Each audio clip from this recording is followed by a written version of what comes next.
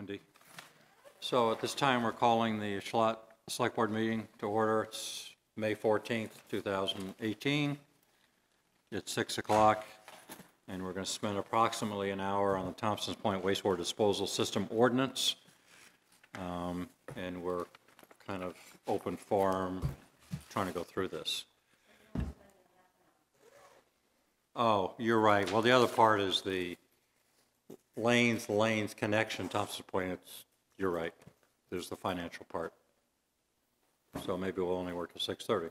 Good point. See how it all goes. So, bottom of page 8 on the one that has red ink on it. So, who wants to speak up? There you go.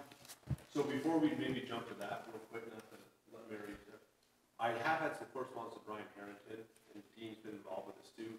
So jumping back to what we talked about last time, the 23rd. Oh yeah, you had a couple of. Yeah, the low flow fixtures. Yeah. So Brian took John Laziak's position. So we provided Brian with the correspondence that Dean had in the records, our knowledge and our discussion at the last meeting. He is basically suggesting that if we want to make the modification of the rules to allow washing machines, that we submit a request to the state. So right now, the actual permit for Thompson's Point is going through the public comment period. Every couple of years, you have to renew it, and it goes through a public comment period. So what he's suggesting is the town make that request through the public comment period. Then he'll review it and either approve it or ask for more information. What's the thing that's getting renewed? Is it The indirect discharge permit. So we call it like an IDP permit. And I think the one thing that would be helpful for Brian, which I don't know how or who would direct this, would be, I know Steve mentioned 90% of camps have a washing machine, but Brian's saying, what is the actual number? Does anybody know? So I don't know if that would be something that the wastewater committee would send out an email and ask, if it would be a matter of the operator or a representative from the town looking. I don't know how you guys would want to move forward with that. The only catch-22 with Brian's comment is the comment would have to be received by May 21st. So it doesn't give you a lot of time. Now we could send in a comment that says the town of Charlotte would like to entertain a change in the condition and you want to seek their comments on it. So we could provide a notice or like a place card in there for that. So is this permanent process now, Dean? Or? Yeah. We received the draft. How long ago? I mean, we haven't talked about it at the select board meeting, have we? No, you authorized the application and then we submitted it with basically not a lot of change. I think there was a change as far as the measurement of the ports. The only change there is right now in the center of the mound systems, there's these little shallow observation ports. Yep. And you have to unscrew them basically and look in there. They've always been dry. There's never been one wet reading ever. Steve measures those every week, and there's actually a error in the permit that you can read it that you have to measure it every week, or you can read it that you have to measure it like 3 times a year. And we just want a clarification on that, and so Steve won't have to measure that. He's going to measure it monthly instead of every week. So it's going to just save time. So that would be there's 2 potential changes then you want for this indirect discharge. Do we send it in, or do you give us inputs on what we should? I would ask, Chris, would you be able to draft? Or I can draft a question. Why don't you do both of those things? Yep. Because I don't know if on the washing machine you're talking low flow, or, I mean, how do you define the washing machine? Anything unique about? No, so what we propose to allow the remaining camps to have a washing machine as long as it meets the low flow Energy Star, conditions that we talked about at the last meeting. We'd also propose that change that anytime a fixture is replaced, we talked about this last time, that we'd go to the latest efficiency standards, and that way maybe we conserve a little bit more water, and we can put it on the table and ask them. So, everybody seems to agree. Yeah. So you'll have to get this into us the next day or so. If it's due the 21st, that's the week from today. Dean and I can put something together and distribute it for you. So that's not, I mean, we won't be seeing it unless we come individually, because we're not meeting again for a couple of weeks. But I think, Dean, though, you can send out a draft to the Thompson's Point Wastewater Committee members, and you're that member, so at least you'd see it. Well, the point I'm trying to make is if you have to get it into, is the state of Vermont? By the 21st, it's got to be in the mail or electronically. I can send it in email, so I could get it into them at the end of the week or, yep. So I think we're not voting on anything here, we're just asking for their comment. So I say, you give your inputs to Dean, and unless anybody objects, we just proceed. Yep, that's fine. Okay, that'd be good. Okay. Yep, we'll do that. Okay. So then we'll, let Mary comment on section 6. Well, my comment is just that I see the edits and whatever here, but I also emailed edits that I don't think I don't know if anybody ever saw, but, so I have an edit for this section, and it's just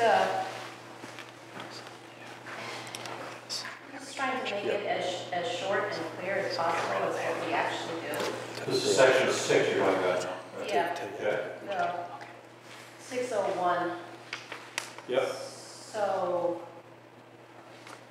you want, So have you seen what Dean put out for us, and then you've simplified that?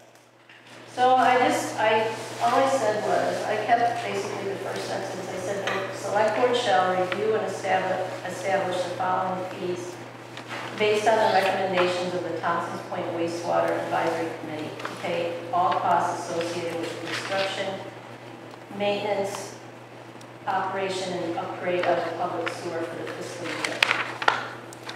And then I had subsection A, capital cost base fee. This fee shall be recommended by the Thompson's Point Wastewater Advisory Committee based on the determination of the amount needed to pay capital construction costs for repairs, improvements, and upgrades, and shall be the same amount per connection.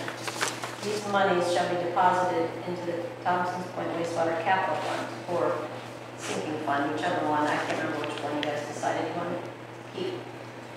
And section B, maintenance and operation fee. This fee shall be recommended by the Thompson Point Wastewater Advisory Committee based on the amount needed to pay all costs other than the capital costs associated with the public sewer, and shall be a fee per gallon of use per connection. These monies shall be deposited into the Thompson Point Wastewater Operating Fund. So do both of those carry over? Do both of those carry over funds? I'm forgetting what the term is. It's not Those are separate special funds. There's another, yes, and there's another section a little bit farther on that addresses putting the funds and paying the expenses out of a separate fund. That's in a different section. Okay. But this kind of just, okay, these are the two fees we have. This is how we do it. So you need copies of your proposal? So I'm just putting it out there. So why don't we pass it around and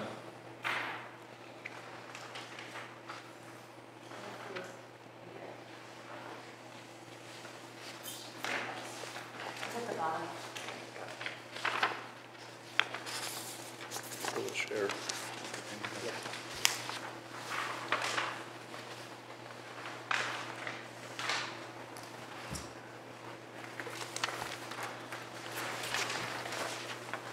No? Just in case. here. I got one. You got one already. We got two different things? Just one.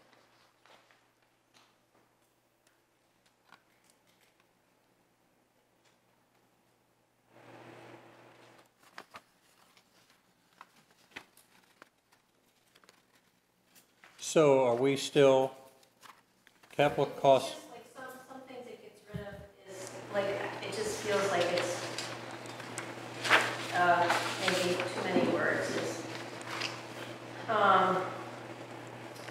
At the top of page 9 in the red, it says to prepare the budget, the committee shall determine with the assistance of the operator and engineer, well, they're part of the committee anyways. Okay.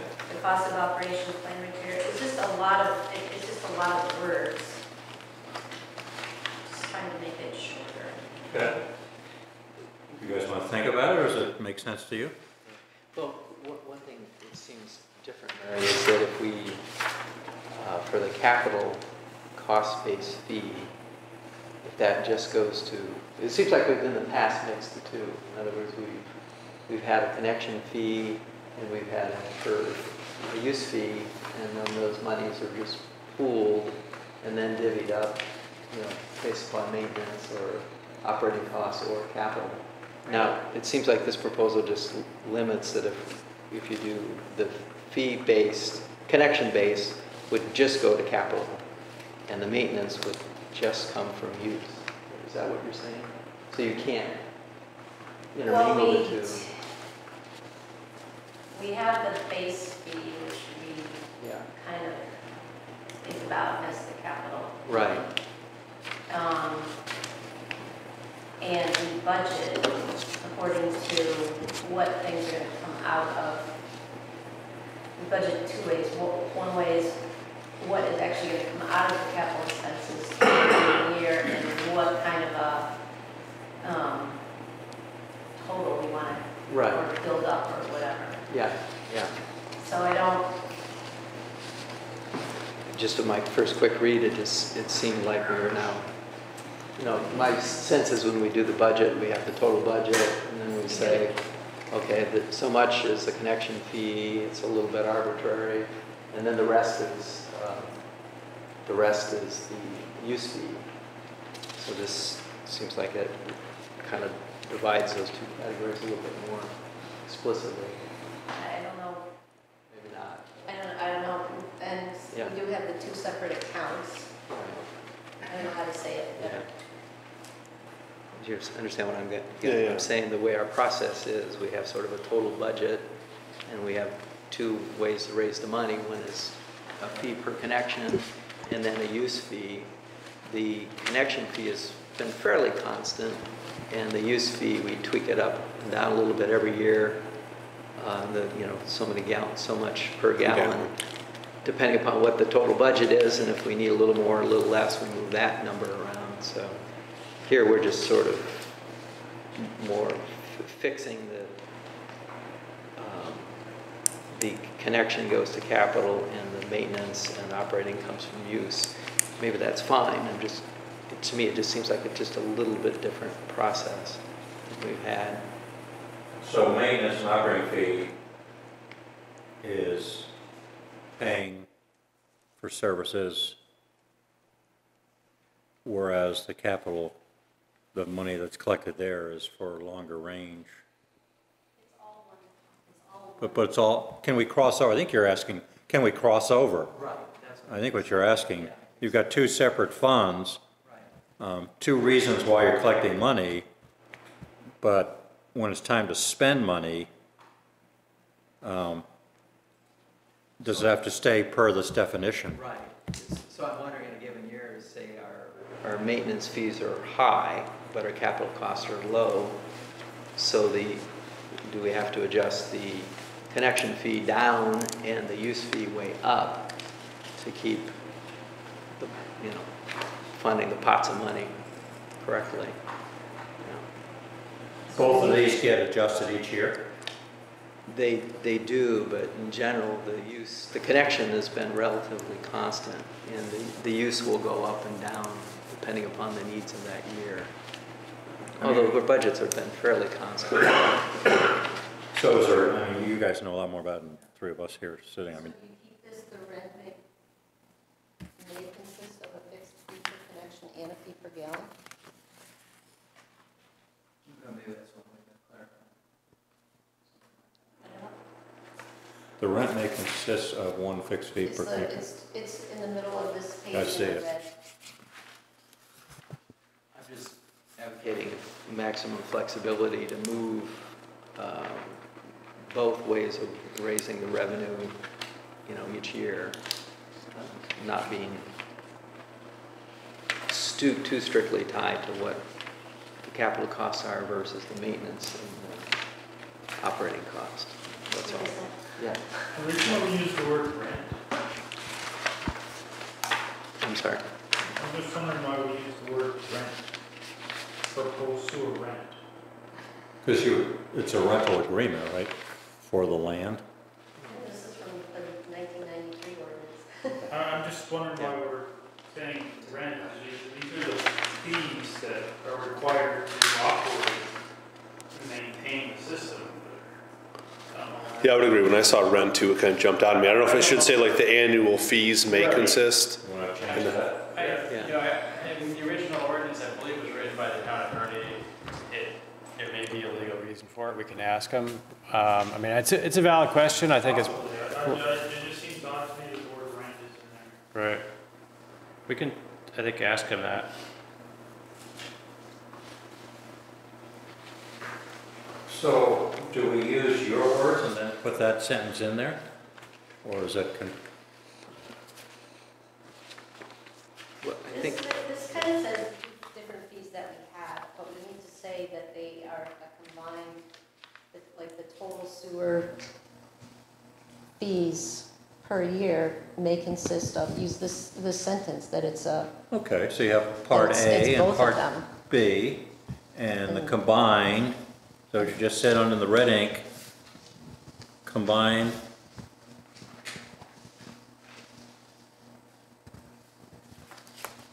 These two combined consists of the annual rent collected. That, like after the first paragraph, the first couple sentences on section 601, pay all costs associated with construction, maintenance, and operation, blah, blah, blah. The total fee per, the sewer fee consists of a combination of the following.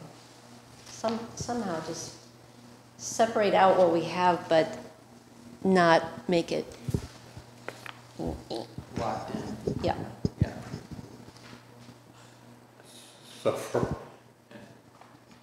do we have it? Have we caught it somehow here yet or not? Or do we need to think about what, I don't fully, because I'm getting confused between what Mary handed out and.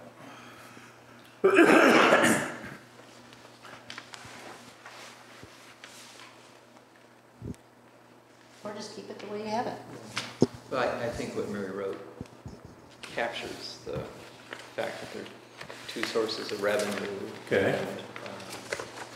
And basically how they're allocated. And all I'm saying is just making sure that there's flexibility, that it's not absolute, that the connection fee has to be capital, that the use fee has to be maintenance and operation. Because I can envision a year where we have very high. In one area, not the Yeah, other. one area, not the other. So it seems like it'd be nice to maintain that flexibility. Committee has flexibility to. Yeah, well, but if it's codified in the ordinance, right, then. Do we need a sentence that says that? The sewer rent per year consists of a combination of capital and operating Okay. fees.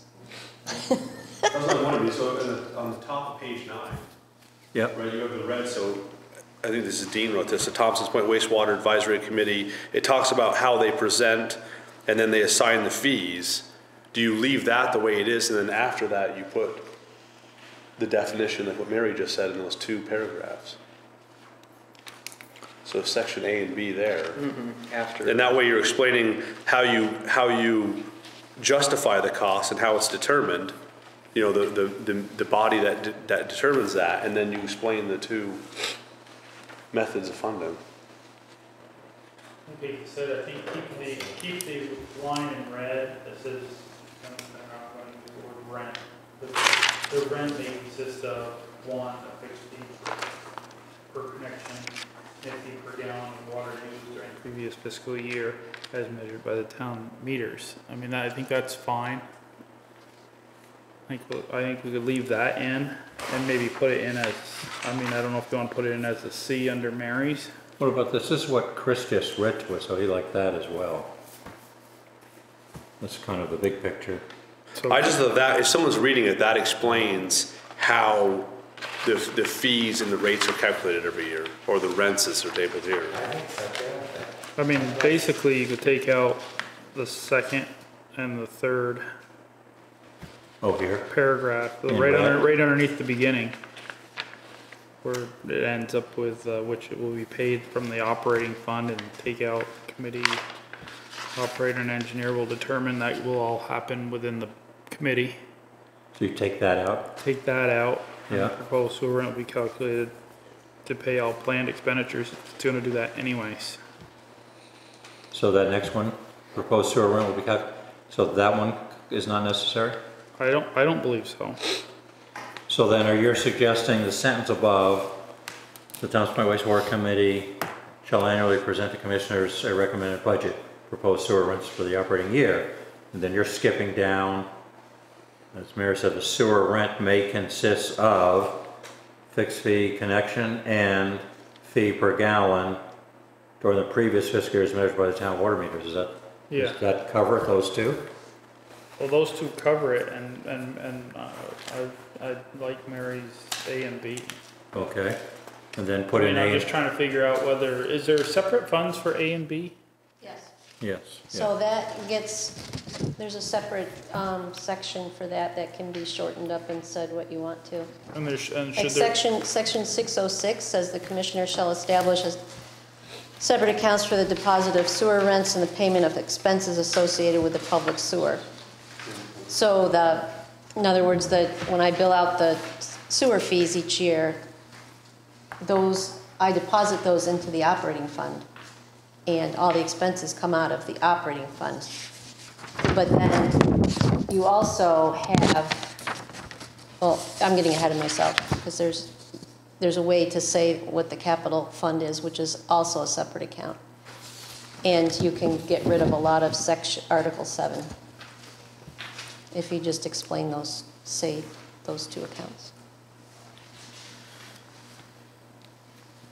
Do you want to just go through, and then when we get to that section, you do it? Yeah, I'm just trying to think, we're not, by adding what you've given us, Mary, I'm still on 601 here, A and B, and putting the two paragraphs that Frank just said doesn't really shorten it, I mean. It says what we do. Okay, then we'll put it in then. Okay, And then the other ones explain how you want it explained, so. so then we have an agreement on this, what we're calling 601 then. Do you have that, Dean, for your notes? I didn't actually get Mary's language. Oh, Mary's language. So she wants us to add the A and B, which is the definition, and put that after the two sentences in red that Frank recommended. See if that makes sense as we.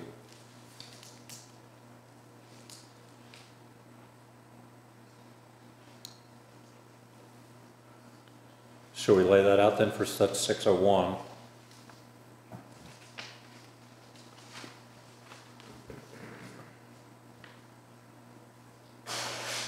So what about can we go to 602?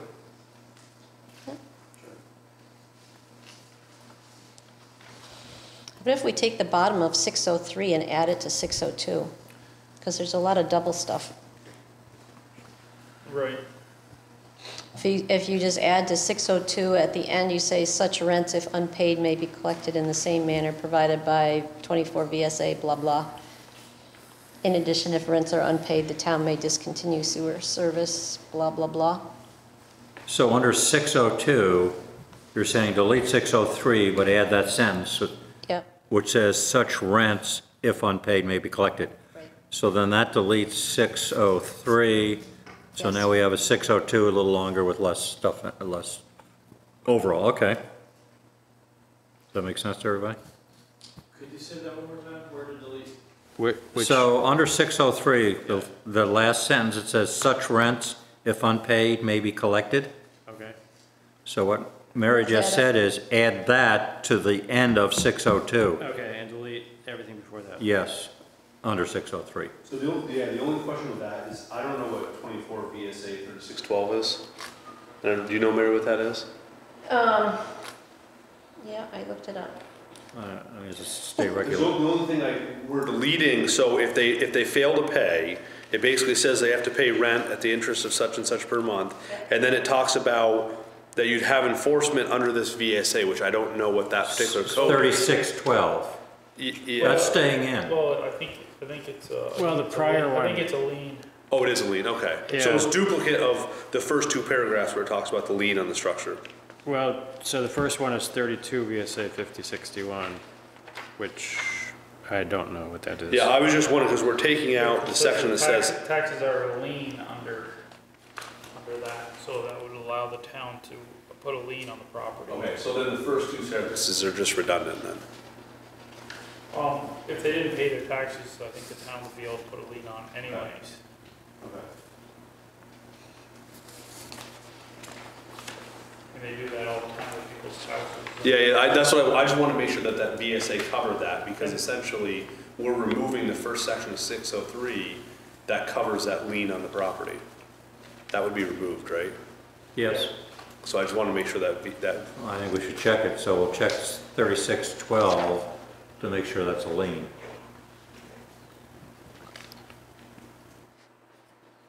It'd be 32, 50, 61. Well, that's the one we're getting rid of, though. Right, but that's what he's discussing. He's discussing on whether we should keep that to be able to put a lien on it. What's 3612 then? 3612, I'm assuming is Mary's ability to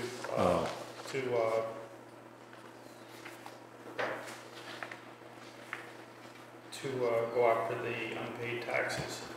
Well, you could put that, okay, so you could put that phrase in there that includes 32 VSA 5061. So in addition to such rent, the interest at the rate of 1.5% is, or any portion thereof.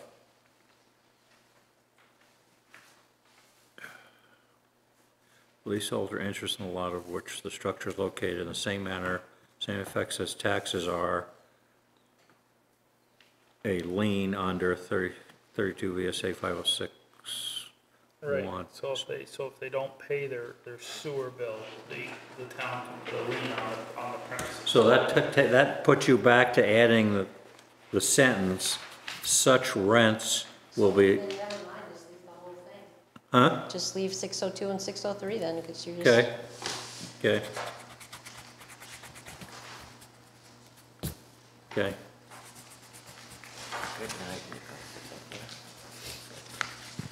okay, so we just said we're gonna leave 602 and 603 the way they are.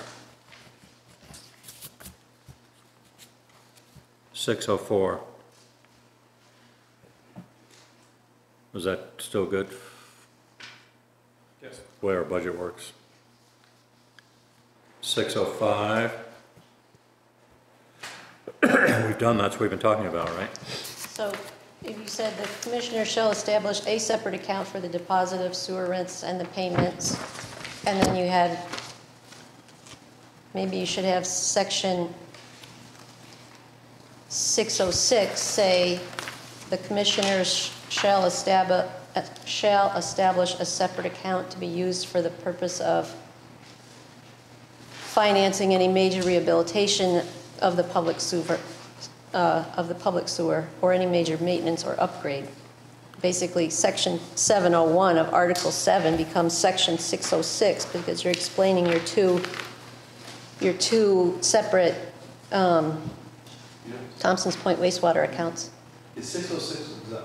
I don't have a 606. I'm adding it. Oh, okay.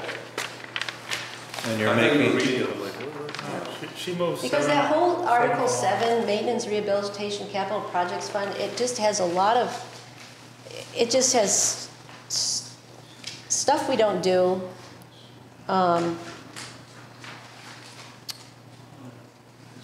It's not necessary. All you want to do is define your capital fund.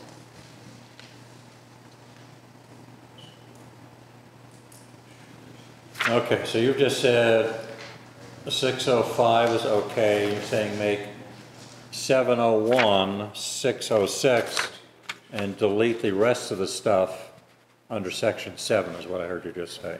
Yeah. I mean, I don't know why, I agree with you, I don't know why we have a not to exceed so much money in the account. I mean, with inflation, who knows? And this was done in 1993, I mean, things The value of money has change. changed. And everything else we've crossed out anyway, except for the balance, oh, we don't care about the balance. So,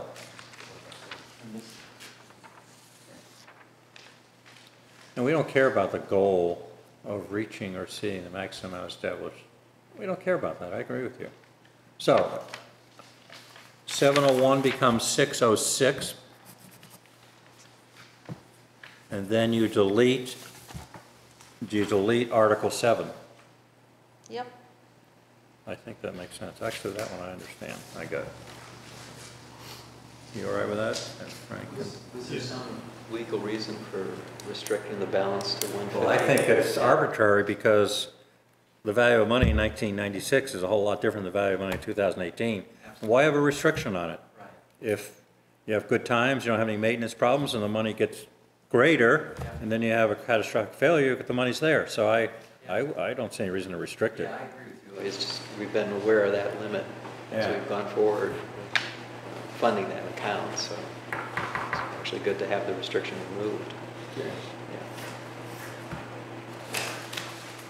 Do we want to tackle 8, or do we want to get into the financial part of this?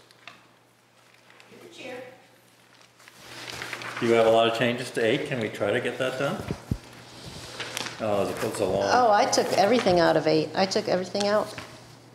8. I actually left in section 801 and I took all the rest out. Wait a minute. Protection from damage.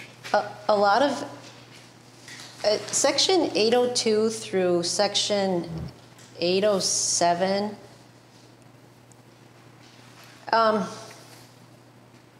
a lot of that is information for a leaseholder. You know, they need to know that they have to have electrical service. This is not ordinance, kind of. It's a process rather than, I guess you're saying rather than ordinance. I mean, the original ordinance did have an article about protection from damage. They're reasonable. I don't really know why we have this.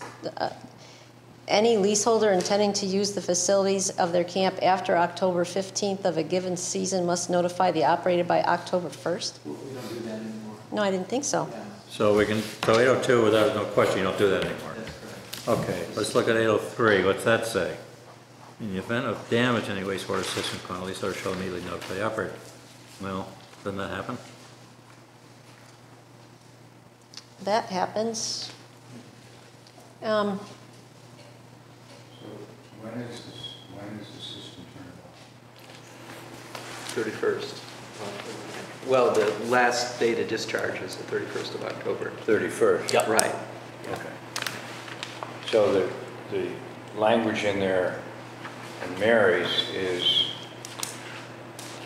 notification of using their camp after October 15th, question mark. Well, that was when we interpreted the state Yes. regulations that Steve had to finish the shutdown by the 31st of October. So that meant camp owners had to be out. wind their Takes about system 2 down months. before the end of the lease, essentially. So now it's clear, the state clarified that year before, or 2 years ago, that Yeah. the camp owners can discharge to the 31st, and then Steve has a grace period of a couple weeks to finish the shutdown, in which he may continue to discharge what's left. And those discharges are minimal once everybody's gone. It's just Do we there's a define process. that, this April 1st, October 31st, any place? We talk about it under, as far as electricity goes, under 805, but is there a place, I think the ordinance should say when it should be serviceable, should it? 505. 505 has that?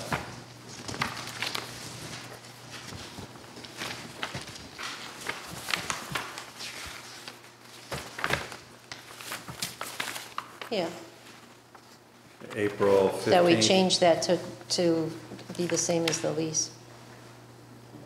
So 505 says April 15th to October 31st. Right. Steve was saying April 1 wasn't permitted. Yeah. You want to change under 505 to April 1? I've never been open. We had 1 year where it was 80 degrees in March where we were able to open. That's 1 year out of 23, so. So the lease says April 1, right? Does it? It does? I don't know. It does say the 15th, okay. It's not Seems open, like- it's not open. Yeah, it's all, the permit is basically when you can come. But you're covered, we'll leave it April 15th? That's what the lease says, or do you want it changed? Well, it says, or if the system is otherwise not operational, so that protects it. So the reverse of that is if it is operational. Yes. Well, then it's a given, I mean, it's a gift. It's a gift. So, It's all done. Yeah, it's probably not gonna happen very often.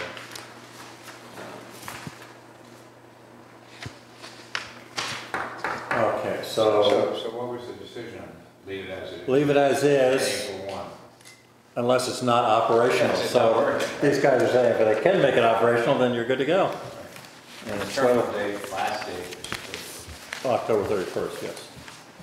So my copy of the first is struck out and the 15th is written in. So On that 505 paragraph. Okay, so we're reversing that. No, No, we decided not to. Okay, okay.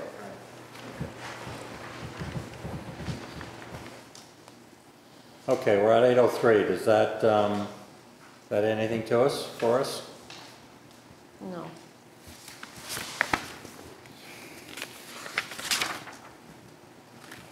Anything? That happens.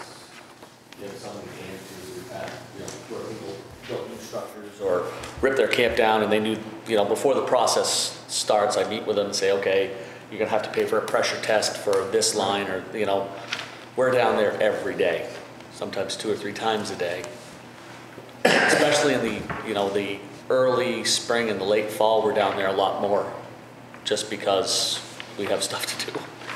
And usually everybody's really good about, I'll see a building permit. If there's somebody new that has moved in, I stop and introduce myself.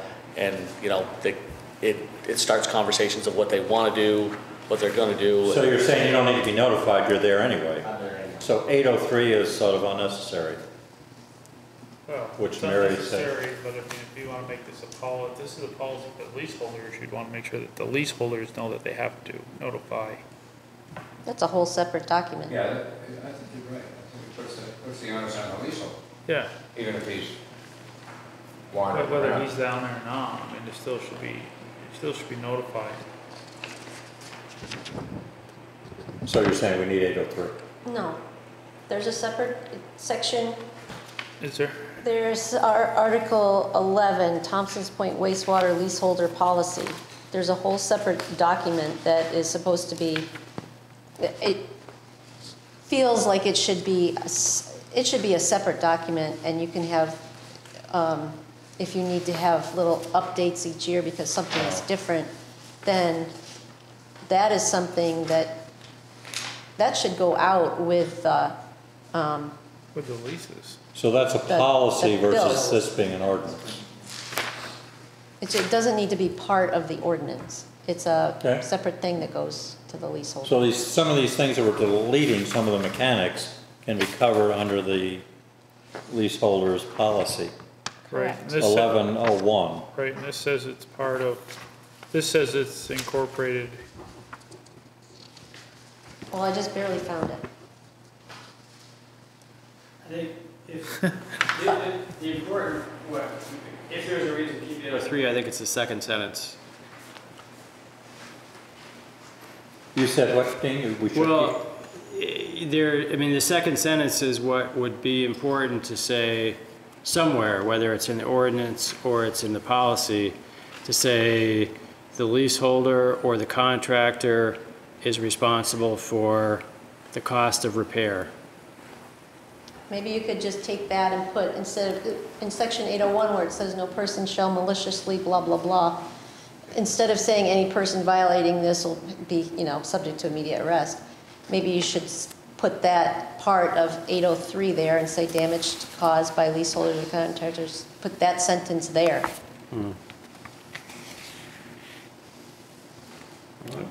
Section 801. 801.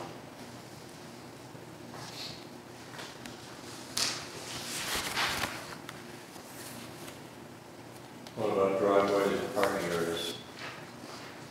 Is that, Well, they do that, I think that should be, if they are going to do that, it's no expense to the town to replace, because there's people that have planted trees and, bought little sheds and put them, kind of over the forest mains.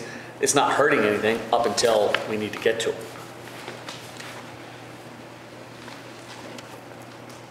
And that's been, one of those rules where they ask me, in some spots, they can only put it in one spot down there because it's so tight.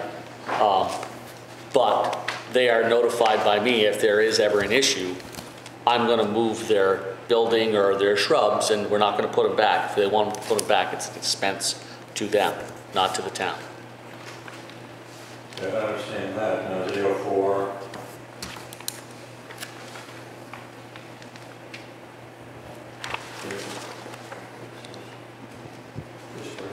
So this just says it's prohibited, it doesn't think about who pays for it, that you do it. 04. Yeah, I mean, they do it all the time. So what if you're 01, so? That's a leaseholder.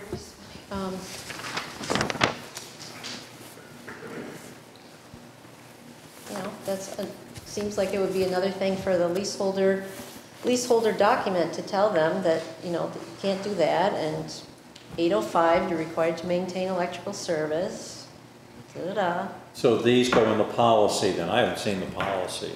These go into the guidelines. And under 1101, the 1101 Well, policy 1101, which is the. refers to, What refers to the guidelines that Mary's talking about. have we seen that, or? I just barely found them. I emailed them to you guys. I mean, I do agree. There's two things in here that this document refers to that we never had really seen, well, I haven't seen it. The Thompson Point Wastewater leaseholder policy and the, what was the other one? Thompson's Point Wastewater Advisory Committee? Well, that's defined in here. No, it isn't. It says, the duties and responsibilities of that committee are detailed in a document entitled Thompson's Point Wastewater Advisory Committee Roles and Responsibilities. That is a separate document. Has anybody seen that one? I saw it. I emailed it to you. Those are the two that I finally found in a very obscure place, but we do have them. So, you know, that could very well be a shortened exhibit for this document, but it seems like the leaseholders policy should be separate, that we can just. So it seems to me we need to share those two documents. I shared them. I've been away, so they're where? They're in email? Dean has them now. Do you have them, Dean? I think everyone does. In the handout? No, just in digital, In the what? in email, Mary's email. I haven't got it. So, seems to me that looking at those is part of this whole process. Well, Yeah, let's and just, depending upon those, how those were in this section, might be transferred over to that. Right, so there's gonna be. So do we want to just make a note that we Okay. leave these open? And then when we get to those next Okay. guidance documents, we address that and refer back to this. So this other one, that'll that's, be the next section to start. yeah, guidelines, Yep. rules. So all of these, 804, 805, what about 806? Water meters. That's a big one. That's a big one, that should, Because people leave, they hire somebody to close their camp, and they stash the water meters all over. so that is part of the ordinance then? It is now. Yeah, it should be. I Should don't know if stay. that's the ordinance or it goes into the leaseholder's handbook or, Well, you gotta think, what are the leaseholders gonna read? Are they gonna read the ordinance? Are they gonna read something that gets sent out to them with their bill each year? Or that they, when they purchase a camp, they should have a copy of the leaseholder's responsibilities? absolutely. So if that's what we wanna do, then we don't need to put all of the leaseholders' responsibilities and things that they need to know in the ordinance. I agree. So, I think we have to stop now, we have to get on our next topic, but can you look at that then, Dean, these two, adjacent documents, and give us a recommendation whether these paragraphs, 804, 805, 806, 807 should be in either one of these policies, huh? Is that the way to go from here? Sure. I think you should be emailed. If you don't have the email, then you all should get the email with those two documents over again, so that you see them. Okay. Because there's probably some things in there that really don't make any sense anymore. Well, but I'm suggesting print it out like we're doing here with the red ink. We're all sitting around the table. Right, what I'm saying is you should have them ahead of time, that's all. Agreed. So we're going to stop now. Yes. This is just a procedural thing. The instructions that every leaseholder has at Thompson's Point, that is not variable, is that correct? Everybody gets that with their lease every year, they get a new, fresh one? No. They've only gotten a sewer, like a newsletter, almost like a newsletter with the sewer bill. And that's only been in the last, like, when Janine was here, I feel like. Couple of years, I think. Yeah. Couple of years.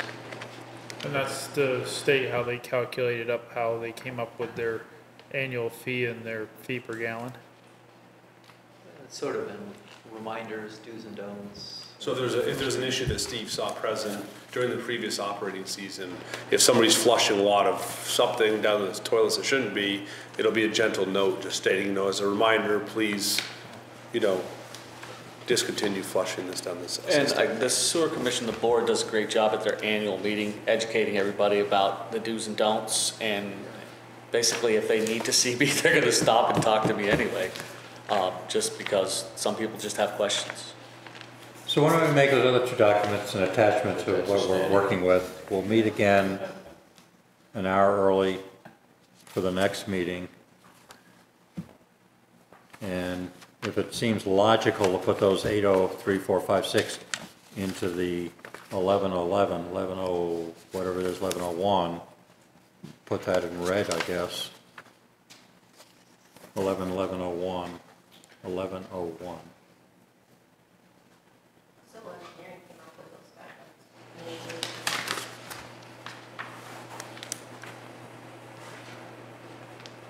Nobody ever got them. Okay, so we have to stop. So the next time we're going to discuss this will be Tuesday, May 29th. So we'll look at those three documents. So we'll probably meet at 6 because our meeting is regular meeting is at 7. So we'll meet at 6 o'clock on the 29th. We'll have the updated red lines in our ordinance, and we'll have the 1101 policy and the other wastewater reference that's in here that I personally haven't looked at. A copy of the rules for homeowners? Is that referenced in here? That should be. Yeah, the policy and our guidelines that The we. policy is 1101. Right. Yeah. They've changed it to, change it to guidelines, so it's. Oh. That's going to now be called guidelines? Leaseholder guidelines? That's what somebody put in there in red. Oh, yeah, there you go, guidelines. Okay. Yep. I mean, I'd just soon leave it guidelines, that way we don't have conflicting policy Okay. words going around. Okay. That's the rule. That's right. Okay. Sorry I wasn't a little more crisp here, but we're working through it. Thanks, guys. Yep. We're going to talk about the money now, but you may want to stay and help us. Okay, so, better find my piece of paper on that one. Here we go. So we should be looking at what you put together here, Dean? I started it and included some of the cost estimates, I think. Chris and Steve, hopefully Steve's not going anywhere, had suggestions about. Almost made it. Changing, or not suggestions, they had some changes for the costs, and So to start, the summary is the good document, right? yeah. You seen this one, Ben? I don't have an extra copy, but this is the summary of the charges for the hookup. Proposed, that's good point. So just quickly, Steve noted that the construction does not include the per lot cost, which there's a component that would go on each lot, including a pump, a box, and the actual connection, the labor for connection. Chris, I think, felt that the engineering estimate was a little high. Partly that's because I included the on-site analysis that was done on each lot to determine whether they're failing or not. If that's not included, then the engineering cost may be more like, Chris, what do you think, 4,000? Yeah. That 7 would be 4? Yeah.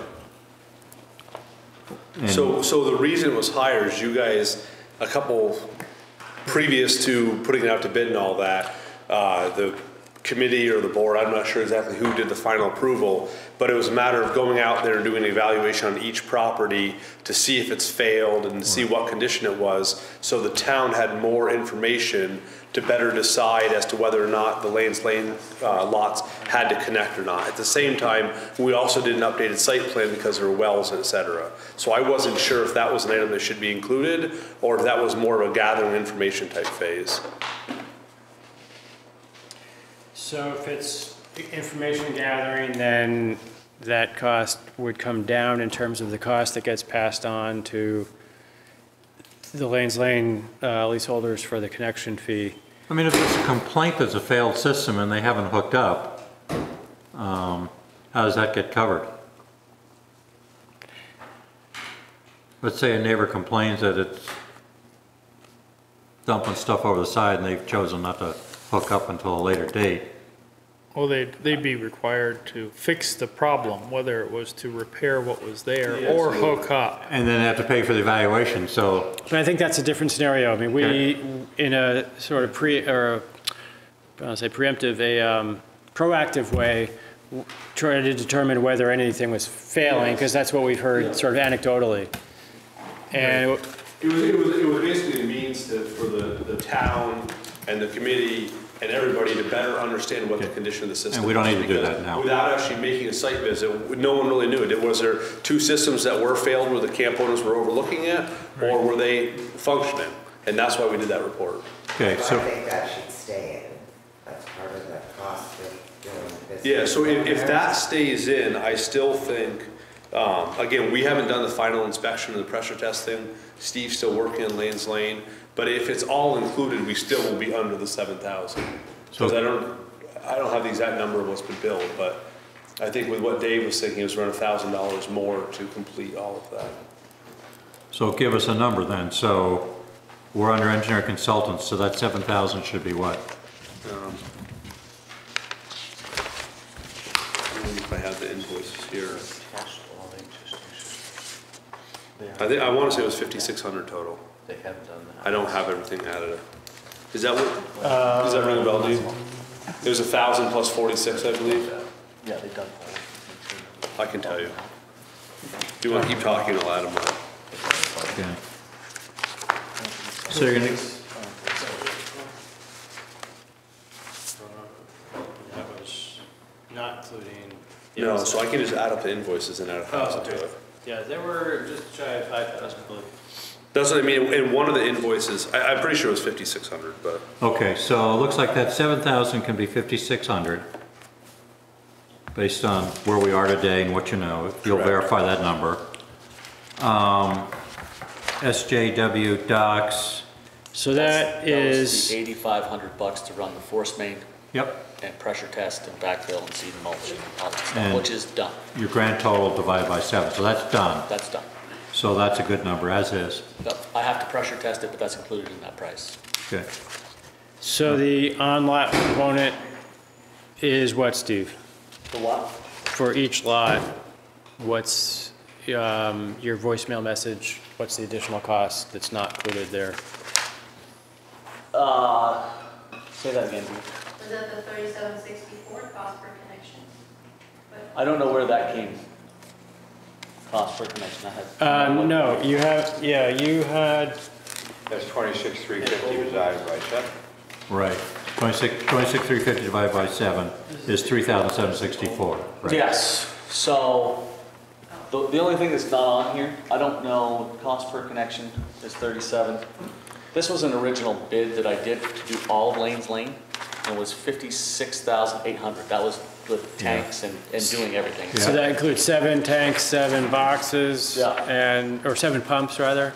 7 pumps, 7 boxes, 21 floats. That was the, because when we first did it, we were gonna try and get everybody to hook on, and then that didn't happen. So there was a bid, you guys can look at that. Well, I remember saying, that's where I remember the old number. So which is that, so is 8,500 The a good number? 8,500 is to run the force main. That's done. Okay, so that's a given, that's okay. Yep, that's all, that's done. Do you have other expenses? For running the force main, no, I have expenses for Ben Mason hooking on to the system. What But do you he's have? gonna, what he's do you gonna pay have- that. He's gonna pay that. But what do you have for each lot? You have a per lot. I came up with per lot, I think it was, control boxes. You had a pump cost, a box cost, and a labor Yeah, cost. if you can, you're probably talking $6,500 for each one, and everything's gone up. The pumps are now $200 more, the boxes are, $100 more, floats have gone up a little bit. This was quoted, So the only thing I would say is, 16 2 years ago.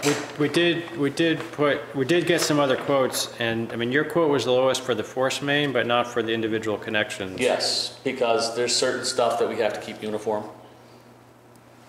You have to keep using the same pumps, because if we go to a different pump manufacturer, then I don't have any stocked. Right. So everything has to be the same, and the other contractors didn't know that. They didn't know what the prices were for those. So they were gonna go to the cheapest pump maker and grab those pumps. We don't use those pumps. So is this charge we're talking about covered in here, Dean? No. No. So you're talking an extra 65, some of them are gonna be further away. They're talking 7,000 if they have to replace their septic tank that's there because it's failing. You're talking over 10 grand. So this is called what? Cost for installation from the force main to the house? On the phone, it sounded more like 5,500. Well, if it's different for all the different lots, you gotta have to kind of, What's that, Mary? I hear that you're saying it's different for the different, It'll be different for every camp depending on what we find. If we go there and we dig around their septic tank and it fails static test, they're gonna have to buy a new tank, which is gonna add an extra $2,500 to the cost of their. What do you do about the one that we had one homeowner from Lane's Lane was in here 6 months ago, and said, well, I'm gonna do it myself, I'm gonna do it cheaper. He's not gonna be able to, because you guys buy all the parts cheaper than anybody can. I as a company can't go out and buy the parts for the same price you guys pay. He can't do it. You guys actually have the tanks to go with for Lane's Lane. They were purchased with the original contract. Okay, so there's gonna be approximately another 6,500 added to this list per Could be more- camp. Could be more if their tank is bad, when you dig it up and they're But past. are we, is that gonna individualize the 7? Each 7 camps, we were gonna use their existing septic tank and just add a pump station. But if they have to pass the static test, where Chris will come down, we fill up the tank, we let it set for 24 hours. If it drops any, Well, I understand that. What I'm thinking of is, we have a list of prices, costs for all aspects, except the cost of installation from force main to the house, that ought to be individualized. Because some people spend a lot of money now, they're not gonna need much, so they're not gonna wanna pay their share of 6,500 if they've got a well, system. 6,500 each. Well, I got that, but some are, you just said to us, some are gonna be more complex than others. Yes, they And certainly cost will. more. Yeah. Okay, so when we add all this up, Yep. I'd have that as a separate expense Yes, to sir. stand by for. Yes, sir. Okay. So let's go back, do we need a 10% contingency? Because you, Maybe not. It seems like the force main's been constructed at It's the in. cost that was estimated. did you in- say you pressure checked it yet? I will be pressure testing, but I put all the pipes together. If it leaks, it's on me. So you don't need a contingency for that? I don't need a contingency. Okay, so that comes out. In our number, I added up, it's 576838. 57, so just call it 58. 50, Sure. 58.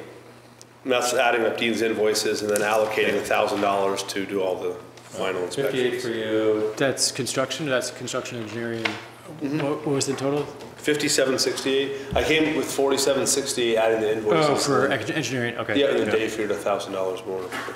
okay, 8,500 is good. Contingent we've taken out. The legal fees, is that, Legal fees are for, we've been working on the ordinance in the past, and we will have additional work for the attorney on that. We changed the lease for Lanes Lane so that they're required to connect. right? That's all that. So that's a good number still. So the leases, the leases will require neighbors to connect? Whenever their renewal happens, the new lease requires the connection based on the ordinance change, which will have language in it regarding the connection. And Which we've discussed, I can't recite it now, but we discussed that over the last couple of months. Yeah. So Six of us, every time the lease change is subsequent to this, they will be required to hook up, is that? They're required to hook up based on the schedule that will be in the ordinance. It won't be probably immediately, it'll be a period of time when they're required to hook up, except for one, they're all gonna be done within 10 years or so. within 10 years. Right. Or when the lease changes hands. if Yes, it's which prior is to- sooner. If they're sold. Right. Okay? So you add up those new numbers, 5,800, 8,500 to 10,000, and you divide by 7, and you're gonna have a lower number than that 3764. Well, Not a hell of a lot. Well, you took out $1,200, you took out $2,000. So you divide, to your point, 2,000 divided by 7. but then you added in 6,500. Well, I think that's gotta stand alone. How are you gonna collect that if it's $6,500 to $10,000 per camp to connect? How, I'm not sure. if I- Barney's, is that what he said? It's, yeah, connection. I think that almost has to be a separate number. That's what I think. I think you have to have this number and then that's a separate, Right. on a per camp basis. Yes. And the 10,000 has to do with the whole point, not just Yes. this thing, correct? So should Oh, there how not- about that is, Well, some of that's true. I mean, the whole, we're amending the whole ordinance. We've worked on a particular section that relates to Lanes Lane, but some of it will relate, like the washing machines is not just Lanes Lane. now we're gonna figure that one out. So, well, prorate it. Pro rata. Yeah. I mean, 'cause I don't know how many camps are on Thompson's Point. If you're adding 117. 7 more. There should be 117. each one of those camps, there's 42. How many leases are there, Mary? 112. 112? I think so far, the work that's been done has been specific to Lanes Lane. Anything onward is going to be for the rest of the point. Like Well, but the if washing you- machines and whatnot. Yeah, but if you're saying it's $10,000 through the whole point, I think it's unfair to the 7 of us who are down in Lanes Lane to say, well, No, I think the 10,000 has been specific to Lanes Lane so far. whoa. That's been That's amended. something at we've least. been working on for the last year or so. And this is what we got? Is what? This is it? You have a new Oh, lease? for legal fees? Yeah. No, we're still going through the ordinance, there'll be more. You guys are But I pretty think red, you guys he's, are pretty red ink for 10 grand? Come on. so, this Dean's red ink, it's not the lawyer's red ink. And Mary's. Okay. So you add all that up, and you're right, so you take $1,200 out of there, or $2,000, and it lowers that by $300. So it's gonna be about $3,500, so it's gonna be about $3,500 per camp. So now, You know what we're saying? Supposing 3,500, but not including the per lot Not, it doesn't, connection hardware. right, it doesn't include that, and it doesn't include the estimated current net present value of the system. So, huh? The capital part. Yeah, that's the 10,328. So if you look at, so 3,500 is about what it costs. So if you look at the sheet that's called Thompson Point Wastewater Estimated Current Value. So what they've done is, I guess you did this, didn't you, Chris? Dave did? So you got 117 camps. The cost, simplify things, the cost of installation is $1,450,000. They did a straight line appreciation. So today's current value of that wastewater system is $726,423. I'm not sure what inflation factor means. So the current value based upon the 94 numbers Yes. is 726. Yes. Then they use Oh. the cost index. From And so them, too. actually the current value in 2008 standards is Got $1,229,000. it, yep. So you divide that by 119 camps to answer your question, how many camps are there? And that's the number 10,328 that you saw on this other sheet. So that's the lanes lane contribution to be a party of the investments that have been made to date. Do when? Well, the due part hasn't, we haven't Haven't got that far yet. gotten that far yet. Right, but again, what we were told, in fact, one of the people who told me this, the chair, I believe, was that this was gonna cost $2,000 to hook up and $1,000 a year for 10 years. Well, that's a we haven't talked it out yet. That's a proposal. One of my proposals, you and I talked, is perhaps we spread it out over a period of time. There's a couple of ways of doing that. The camp owner can go get a loan, a 10-year loan, and then pay the interest through like a little mini mortgage or line of credit.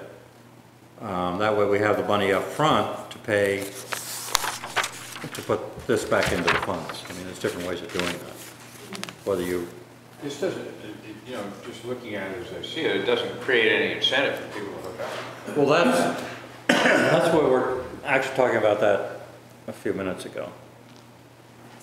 Our desire would be to have you hook up right now and pay the bill. Which bill? Well, what this all comes out to be, it's going to be, 14 grand. yeah, a little more. Plus your connection. When you put up the connection, it's going to be closer to $20,000. It's going to be closer to $20,000, which is what a sewer system costs. Which is what? Well, New sewer system costs.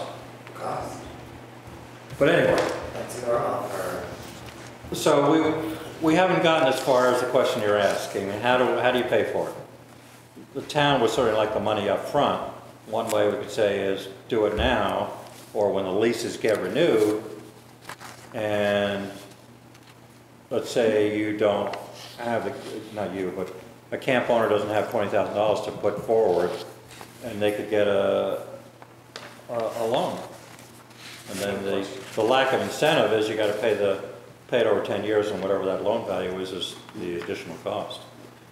The connection towards the original system, they're saying it's about $10,000? That's what Chris and Dave have come up with. Okay, well, the original people, they had 20 years to pay that on a 0% interest loan. Okay, that's true. So why couldn't you spread that out? Because that money is just gonna go into a sinking fund or something. Correct, right. So why couldn't you take that and say, okay, you guys don't have 0% interest for 10 years for the 10,000. Everything else you have to Therefore, pay you upfront. go back to what you and I are talking about, $1,000 a year. I said a couple hundred, $1,000 a year for 10 years.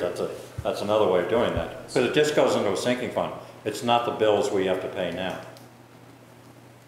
No, I understand that, but. The 3,500 is what you have to pay now, Plus the. your installation Yes. that So every you're camp's talking going to be unique. $10,000, and then over the next, whatever time frame you guys have. I mean, unless it's an interest loan, there's absolutely no incentive to do other than $1,000 a year for 10 years. Which is okay, because it goes into a sinking fund. But if in order to hook up, I have to go out and borrow $10,000. I'd rather not do that. That's the other part of the cost here. 10,000 is to pay your share of the value of the system. I understand. The other 10,000 is the real cost to hook up. So we haven't gotten that far in our discussion, how to make an incentive for the Lanes Lane property owner or renter to pay now. So we haven't gotten there yet. But I think we have to call this, we're a little bit behind schedule. This is to let folks know what's being thought about. You guys did the work on the value of the asset that's out there, and we've got some corrections that you guys have given us. So we've kind of talked this through. We don't have any decision, nothing's final, but we're going step by step here. So maybe you could at least let the attorneys know that this is the way that you're going. You're thinking $10,000 for capital cost and about $3,500 for per camp, and then this other amount of money on top, and how best do we collect that? And what document do we need to do it? Good. Any other questions on this for now?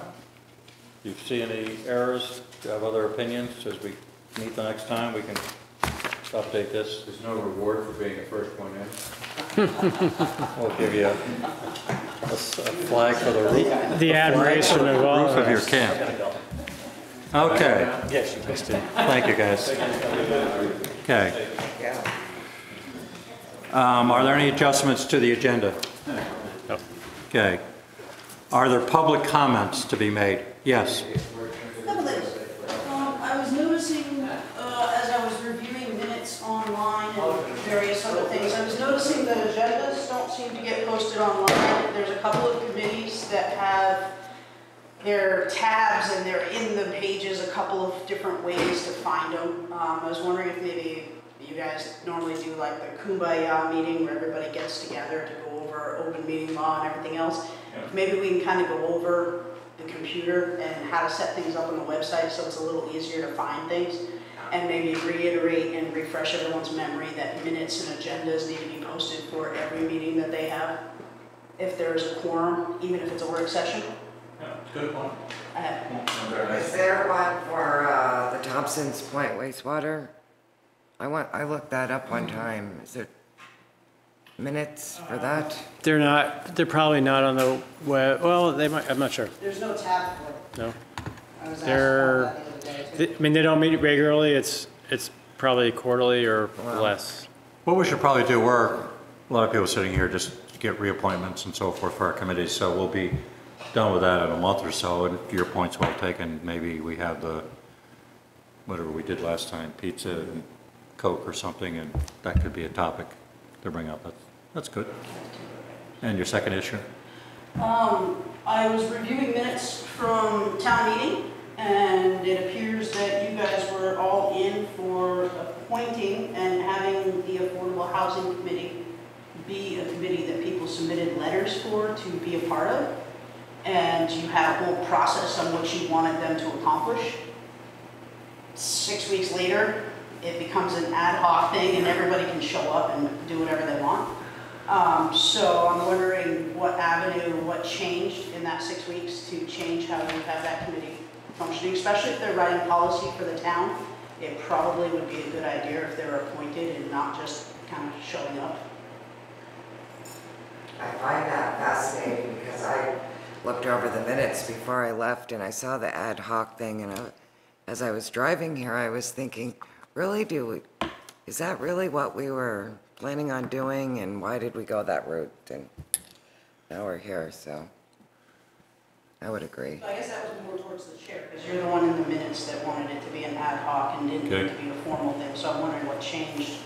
I'm not sure. My memory is it wasn't clear what the next step was as far as what the committee would be, what the mission of the committee would be. So I believe the ad hoc committee was a short-term step to try to figure out what a permanent committee would be doing, if anything. If you review the minutes from March 8th, the select board clearly stated in those minutes what they wanted the committee to do. And then in April, it becomes an ad hoc thing. So I'm thinking that you already had the plan on what you wanted the committee to do, and then something changed, and I'm just curious as to. I'm not sure that they did have, I mean, they can speak for themselves, but on March 8th, it was let's talk about this, and then when they talked about it, it wasn't quite clear what the next step was going to be. Some of the knowledgeable people weren't here, and we, as I remember, discussed it to get some of the knowledgeable people together to, as you just said, define what the roles could be. Do we have a deadline when they were going to get back to us on that? There was some. Their target is July 1st. And are they communicating with you? Getting, Yeah. are you getting emails? How's that Not, working? I mean, I'm meeting with them. So far, there have been 2 meetings. Oh, you're meeting with them? Yeah. Are they writing policy right now? No, it's figuring out basically what the next step is. If there is to be a committee, what would the committee do? If there is to be a grant program, should the grant program be changed? Basically, it would be a recommendation to the select board as far as if you're to form a committee, this would be the purpose of the committee. If you're going to have a grant program or continue the grant program, this would be possible ways to possibly amend the grant program. But ultimately, the policy decisions would be the select boards. I mean, I think really we're trying to find what affordable housing, what was the background, what's the history, and we end up getting an ad hoc group of folks who are willing to put this together. And I think your point's well taken is there, and then once we have an understanding, there's no policy's been written. We're just trying to find out where we go from here. And they said that Nancy Wood was one of the names I remember who had a lot of interest in this, and perhaps Ellie Russell, and there's someone else. Not Ellie Russell. Not Ellie? Another fellow. Peter knows them Richardson, all. Kate Lampton, Matt Krasnow, Oh, he was going to be a part of that. Mike Russell. And they were going to get back to us, so. I just was curious, because you're going through all these, people have to be reappointed, they have to come to you and say, and then yet you have this other committee who very possibly is gonna write policy that just got together and they don't have to. We don't move do any of that, this. we don't move that quickly. We really don't move that quickly. We got to find out what it is, the mission is. I think it'd probably be a good idea just to advertise for a committee for volunteers. Do you want to wait to see what the mission is? We had them before. We had this committee before, and if we want to reopen it up, why don't we just ask for volunteers to come in and form a committee? Okay. I mean, I'd be up for that. Well, that's what I was wondering on the way down here. Why, I agree, why isn't it a committee? I don't see why we.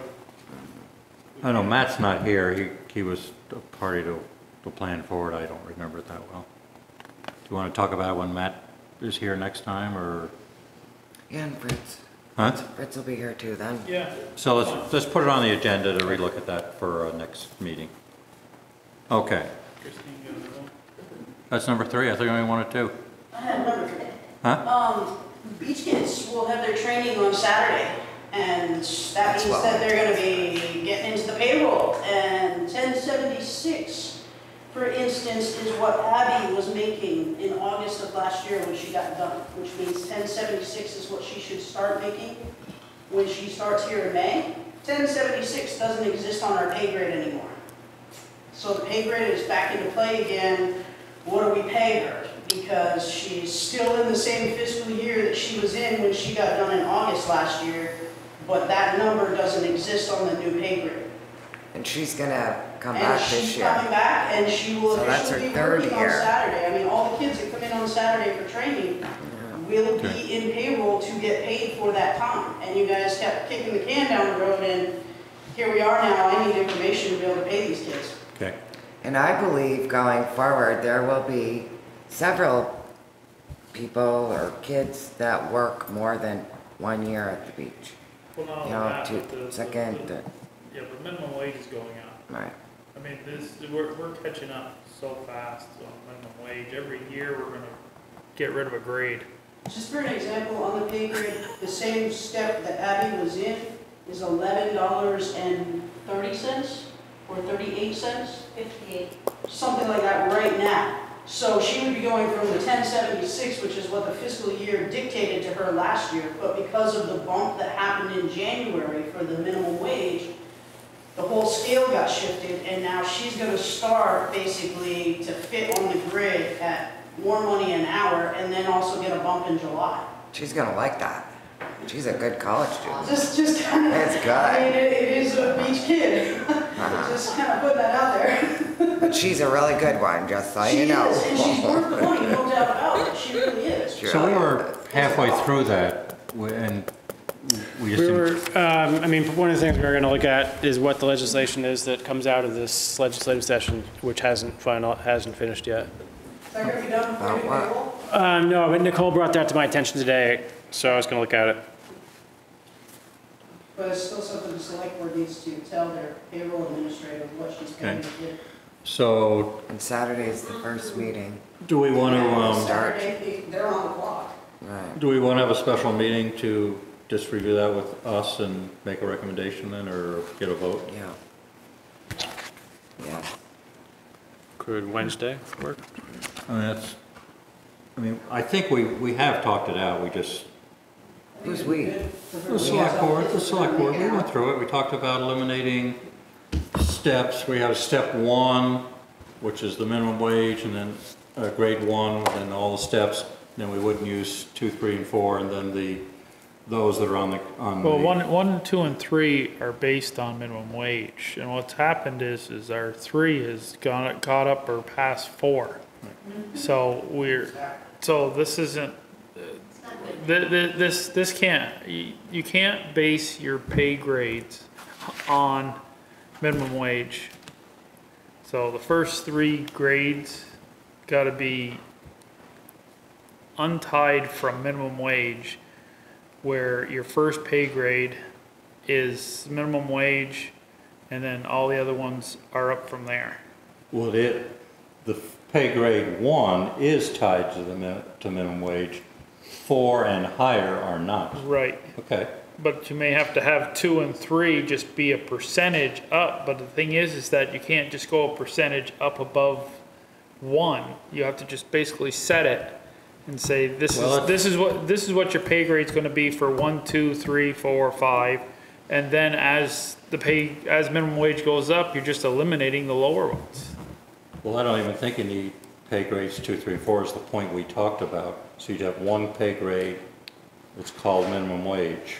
It starts at minimum wage, and then you have the steps that advance. You're coming in your second year, almost the zero step is minimum wage, and then you wouldn't pass grades 4 and 5, even when it goes to $14 an hour or whatever. That's what we talked about. So you have 1 pay grade for minimum wage. Yeah, I'm still not following it. Well, We have wasted Starting for my hours job position is here. $14.86, so when minimum wage goes to $15 an hour, it'd be a so problem. do you guys want to have a meeting later this week to establish this? 4 o'clock what time are you available? Probably not much before 5. I'd rather 6 then. Or maybe 6, 5 sounds good. So 6 is fine, What day of the week you want to do that? not Friday. Yeah, I can do Thursday? that I'll be in Montreal. Friday. Thursday could work. So Thursday, 6 o'clock, a single issue, pay for the beach tents and how that fits on our grid. Is Fritz gonna be around? No, Rich won't be here? I think he's gone all week. Fritz is gone. Yeah, that's it. He doesn't like the grid anyways. He doesn't like the pay grade work. I'd like to know how many hours have been wasted over the last 5 years on this pay grade of discussion. Hours. Painful hours. Okay, so we move on. We're at the interviews. Abby, I think, is first. I'm here. Excuse me? Hello. Hello. Come on forward, you can be on, Sorry. talk to us and, I'm back. Can we just... no, we have a special camera for you, I think it's there. Hi. Okay, so, solid waste renewal 2-year term. Tell us why you'd like to do that again. Well, I'm still really interested in the topic overall, and just about the life cycle of materials that we all use as human beings, and how we can go about designing them or thinking about them differently so that we can view them as resources that can be recovered, and maybe design our daily life differently so that we reduce environmental degradation through what we throw out. So the topic interests me. And in terms of the town, I feel like we've taken some very positive steps and that we have more to take, especially regarding the issue of diverting organics from like food scraps and yard waste from households, sending it to landfill by 2020. So the Act 148 law, although it's under consideration to be updated in the legislature in certain ways, and I'm not really sure where that stands at the moment because I don't think they fully voted on it. But it's still going to be incumbent upon all households to not be throwing away organic materials like food scraps and yard waste by the year 2020. And last year I came and spoke with you about what is sort of the town role in supporting households to not throw away their food scraps. A lot of it is up to CSWD and the structures they have in place, like drop-off centers or Green Mountain Compost. Some of it is up to households to negotiate individually in a transaction with a hauler, and haulers are maybe not going to be required to offer that service. Okay, that's one of the changes that's being looked at in the legislature this year. But the requirement is still going to be there to not throw away all of that resource into the landfill where it creates methane gas and leachate. So I'm really interested to, over the next 2 years, if I'm reappointed, to work with the select board about the town role in, you know, either having like a looking at things like a consolidated hauling contract for organics only, or a centralized drop-off center that might piggyback, for example, at the school or another location where people could bring their food scraps, or supporting, I don't know, looking at farms or supporting different neighborhoods to maybe do small-scale community composting. And I think you guys have a role in it. So that's what interests me most to continue for the next 2 years here with Charlotte. That's great. Is there a motion?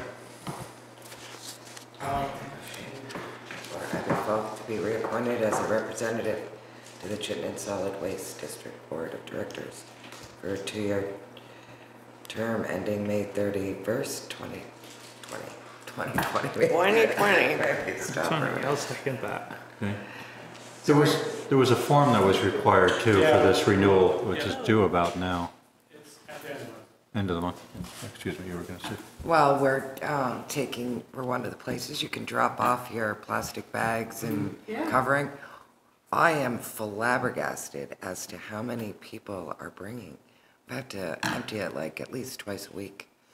It's pretty funny. That the Green Up Day coordinators sort of did that, and I'm just really pleased with how many Charlotters are doing that. Yeah. One of my friends is bringing his from Barry because I say friends, one of my reps. He comes every week, so now he's got a place. That's all right. And somebody else, my friend who lived in South Burlington, I think somehow she heard about it when she was at the store one day, and so when she was coming back, another time she comes in with these 2 big bags full. So that's been really, That's good. really good. We're gonna meet the goal much sooner than 6 months, so a certain amount of weight. Nice. Thank you. Good. Any other comments? All in favor, say aye. Aye.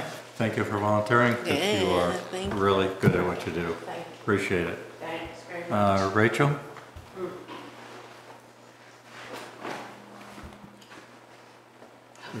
Tell us a minute or so. Kind of the same thing. No. I am also very interested in the subject. I moved here about 4 years ago, working with schools to put in compost and gardening in elementary schools in West Hartford, Connecticut. And when I moved here, I wanted to get involved. And I sniffed out Abby Falk and became a groupie. And I think this whole universal recycling implementation of 148 is super important, and the consistent messaging that's happening in the education needs to continue in our town. And, you know, to your point, I mean, plastic bags, just, it's about connecting with people and allowing them to know what is available and what is also going to be the law. I also am really interested in having options for people to bring their compost, because I know it can be very difficult. And so if we can have some small scale options around our town, I would like to support that and help with facilitating that. That's really it for me. Good. Is there a motion? I'll make a motion to reappoint Rachel Stein as the alternate, representative to the Chittenden Solid Waste District Board of Directors for a 2-year term ending May 31st, 2020. I'll second that. Second. Any other comments? Thank you. Thank you so much. All in favor, say aye. Aye. Aye. You're in. Susie.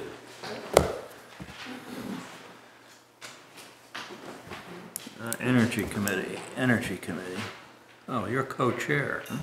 Yes, with Rebecca, I think came before you last month, probably. Yes. I think a number of us up for reappointment. Okay. So, Yes. Susie Hodgson, for those of you who don't know me. So I've been involved with the Energy Committee pretty much from its start, about 8 years ago. And when it comes to energy, there's so many different initiatives we've been working on, looking at using energy efficiently within our town-owned buildings and how we go about doing that, identifying energy savings. And ideally, if there's an expansion in a building, like let's take the possible future library expansion, how can we increase building space without increasing the energy footprint? Another area we're working on is as the grid moves towards electric, away from gas, what's happening with electric vehicles. So Wednesday the 20, should have brought the leaflet with me. Dean, do you remember Wednesday the 25th? Do I have the date right? May 25th, we're having an all-electric vehicle event. So the speaker from Vermont Energy Investment Corps is coming down in his all-electric Bolt. We'll have a Tesla 3 for people to look at. It'll be at the library. So we'll have 3 all-electric cars. He'll be talking about the fact that there are now over 30 models of electric vehicles available in Vermont. So what are these vehicles? People have a chance to see 3 of them. I haven't asked the owners whether you can drive the Tesla 3, but at least you can look at it. And also, what does that mean in terms of the infrastructure in Vermont? You know, where are these charging stations now? What's the potential for having one around here? So the Energy Committee started with the focus on building, but now we're really looking at other areas, vehicles, infrastructure, public education, and then last but not least, the energy planning process because of Act 74, something that we've been working on for the past couple of years. How do we update our town plan, specifically energy, so that when decisions are made, the town has a say, substantial deference. So we want our plan to count when energy decisions are made. So a whole raft of different initiatives that require And our you'll be input. talking to the planning commission with this? Yeah, working with the planning commission, yeah. For the Act 7. Exactly. I never really understood was, well, it seemed like a lot of people were against Philco and putting up their transmission lines.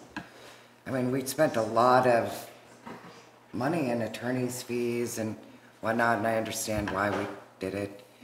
But then all of a sudden now we're going electric cars. Now we would need that transmission line or need those bigger, even bigger maybe if we're gonna go to electric cars. So many. Well, I think the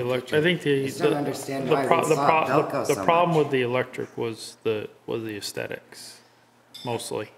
Yeah, like anything, people don't want it in their backyard. Or Down the road I don't know, tracks, just a people lot of looking people- over through the lines. Yeah, that was Because they're putting in taller poles, they're putting in bigger lines. I think you're right, it's visual impact. I have to admit, that was before my time. I didn't live in Charlotte yet, so I'm not familiar with exactly who was for it and opposed. But you're right, 3-phase power is important for larger scale renewable energy. But when it comes to a plug-in car, that's at the household level. So we're seeing a more distributed energy system spread out rather than centralized plants. So it's a different kind of makeup, and getting the use of energy, the demand for energy closer to its supply. So it's a pretty revolutionary kind of system. I mean, what's happened over the past 20 years. So there's a lot going on. So it keeps us busy. I bet. Hey, is there a nomination? Or Make a motion to reappoint Susie Hodgson to the Energy Committee for a 2-year term ending April 30th, 2020. Second? Okay. Any comments? All in favor, say aye. Hi. Thank you for inviting me, and hope to see you at the event on the Wednesday. Okay, Wednesday at the library. We ought to put that on Front Porch Forum. Yes, it's been on Front Porch Forum, we'll do it again, because there's Okay. so much, so we're trying to get it mentioned a couple more times. Nice. David, up front, and how's the planning commission been working out for you? That's good. I enjoy the planning commission. Enjoy it? I like the work, and I'm interested in town planning, like to be involved, and I think I bring a good perspective as one of the younger members on the board, and my professional background, I think, gives me a good perspective as well. So I'd like to continue that, just to have a sustainable development of the town and fit with the character that I want to see, and I think a lot of people in Charlotte want to see. So. Is there a What is motion? your background? What do you do? I work for an architecture and building company.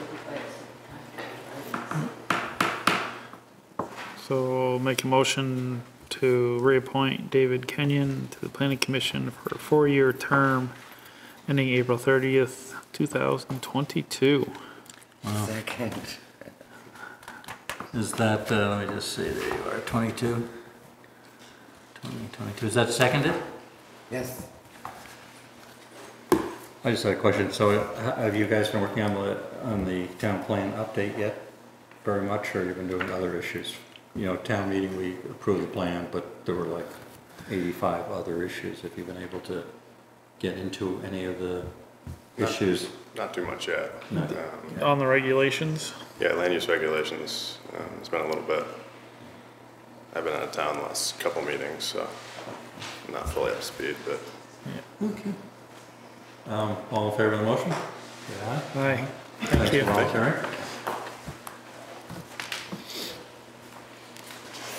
Green Mountain Bicycle Time Trials? Kevin?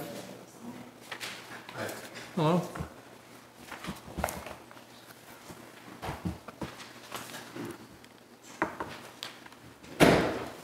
Kevin.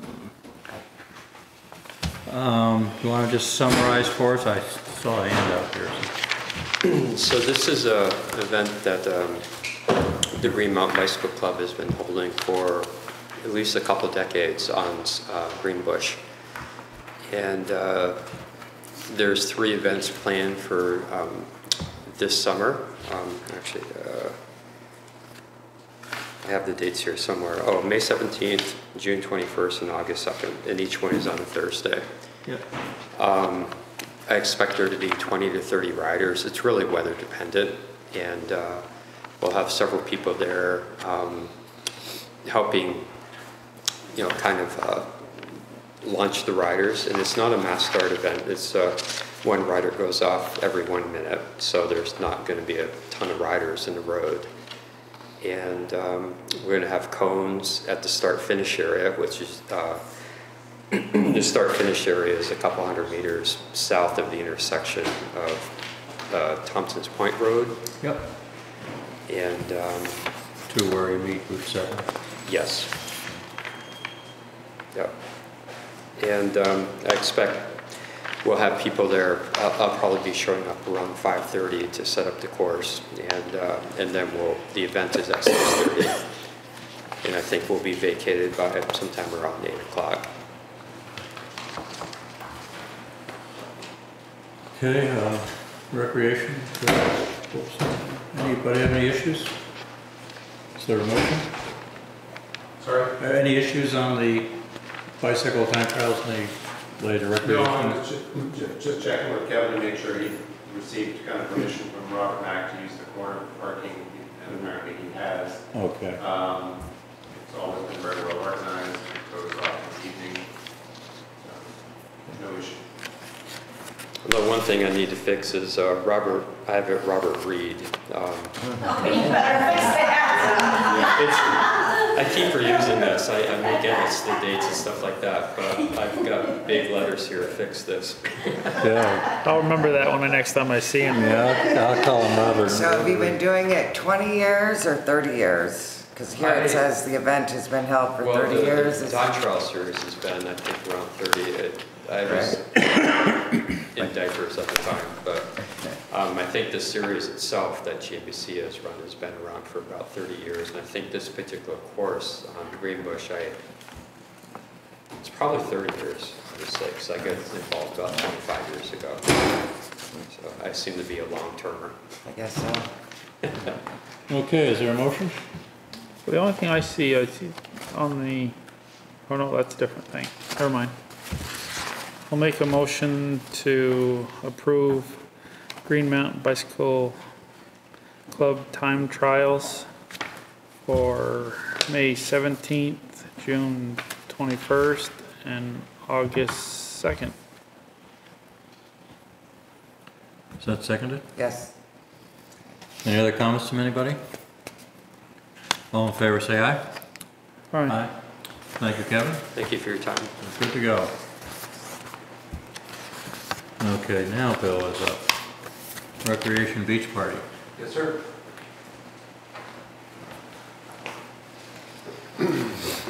What's the plan?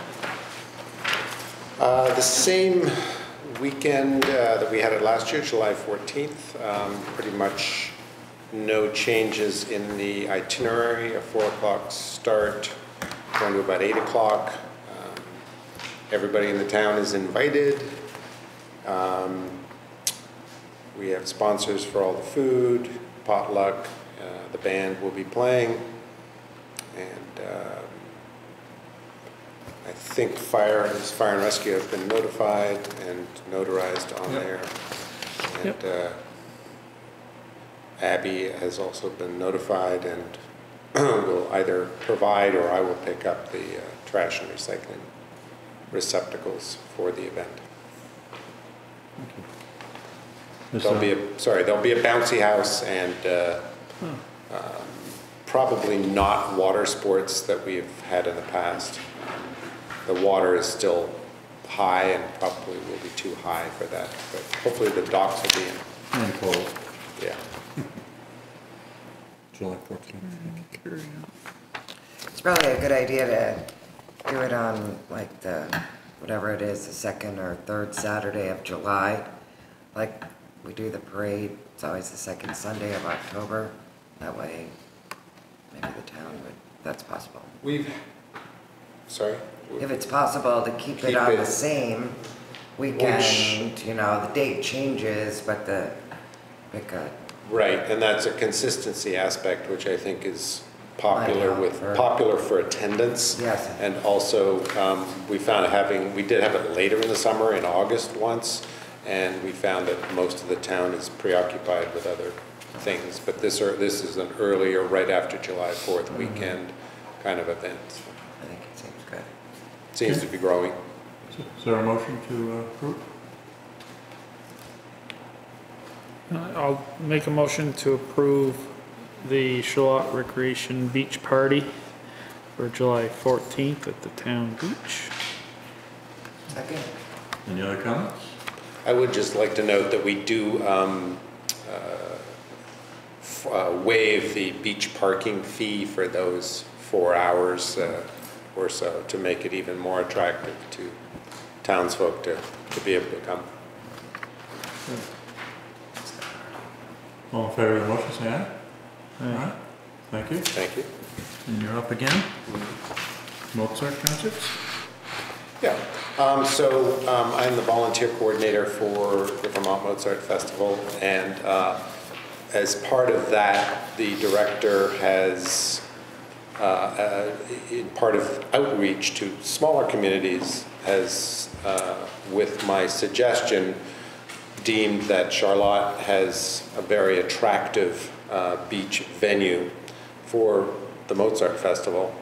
And so for the last 3 years now, we've hosted 3 evenings in July. This year it'll be the last 2 Thursdays in July and the first Thursday in August.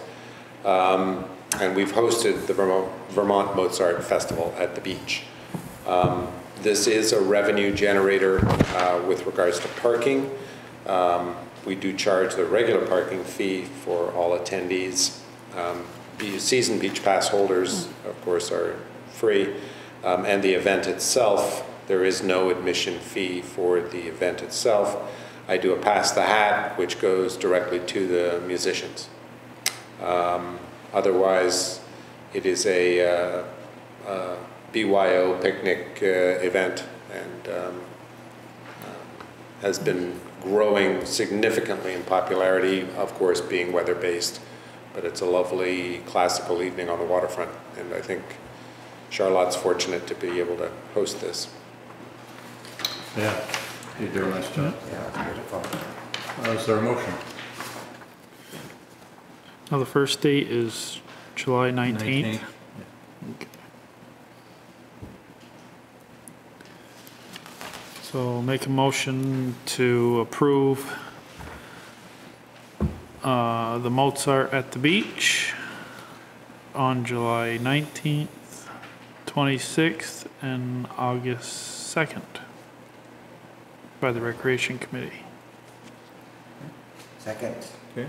Any further discussion? All in favor, say aye. Aye. Thank you. Great, thank you. Next is the computer discussion. So. Waitsfield person's here too. Right, I see that.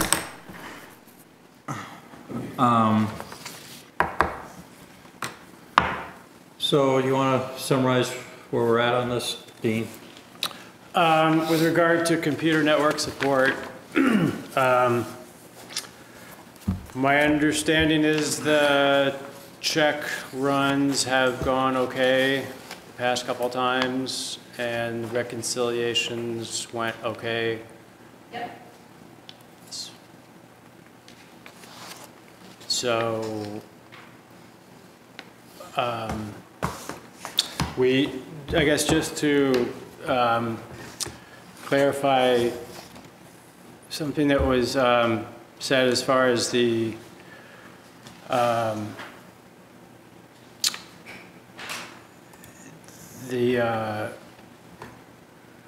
contractors that submitted for the request for bids last year for computer network support. SimQuest was not actually the highest. For the monthly fee, they were actually almost on the low. They were almost half the cost of some of the higher quotes. So as far as going out to bid for the monthly fee, I mean, you know, yes, some of the other companies may now reduce their costs, but last year anyways, SimQuest was at the low end. Panergy was lower, except if they were to be on site, in which case they were higher. So they do have, SimQuest does have a higher hourly fee if that's triggered. And so far, I don't believe it's triggered, except it would be triggered for the server. Okay, so we have two issues. One is the renewal of the network support, which is what you just referred to, and then the purchase of a server. Well, they're not really two issues, because you don't want to renew network support with someone that you're not going to buy the server from. My complaint about that up there on the screen is that is just the monthly fee. That has nothing to do with the server amount.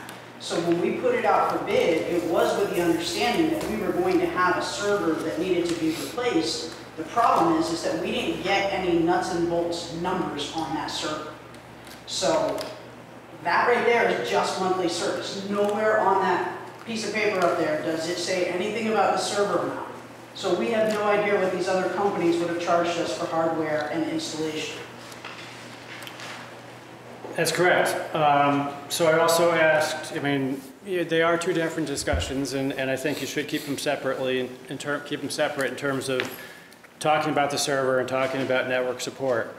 As far as the server goes, I did check with Troy Tunis, our previous IT consultant, and the town of Shelburne, and the city manager in Virgins, and they all said it's pretty difficult to hire a network consultant and then go out for bid for a server. You want to have your network consultant be the consultant that installs the server, is their feeling. Their comments are in the packet. So is there a reason why we couldn't go out for a bid for another IT with the server entailed into a proposal? Means basically redo last year's bid? Yeah. You could if you're not happy with the current consultant or the current price. I guess it seems like the bugs have been getting worked out. The price, as indicated, is by last year's bid is reasonable. So I'm not quite sure the reason for going out to bid, but if you want to, it's possible. Well, I'm just questioning, I've heard different stories of issues, and we hired them last July, and issues are just getting squared up now. Yeah, I mean, I think if you talk to most companies that have computer contractors, there's often bugs that need to be worked out. And ours, we needed some time to work out the interface with NEMRIC. That's been working out, so. I actually have an email from NEMRIC stating exactly what the problem was and what I needed to tell SimQuest. Dated the end of February. And SimQuest said, no, that's not it. So I'm on the phone with Scott from SimQuest or Josh from SimQuest, and guess what he tells me it was? It was the heuristic scanning, which I have an email from NEMRIC back in February that said this is probably what's causing the problem. SimQuest told me no on the phone that was not the problem.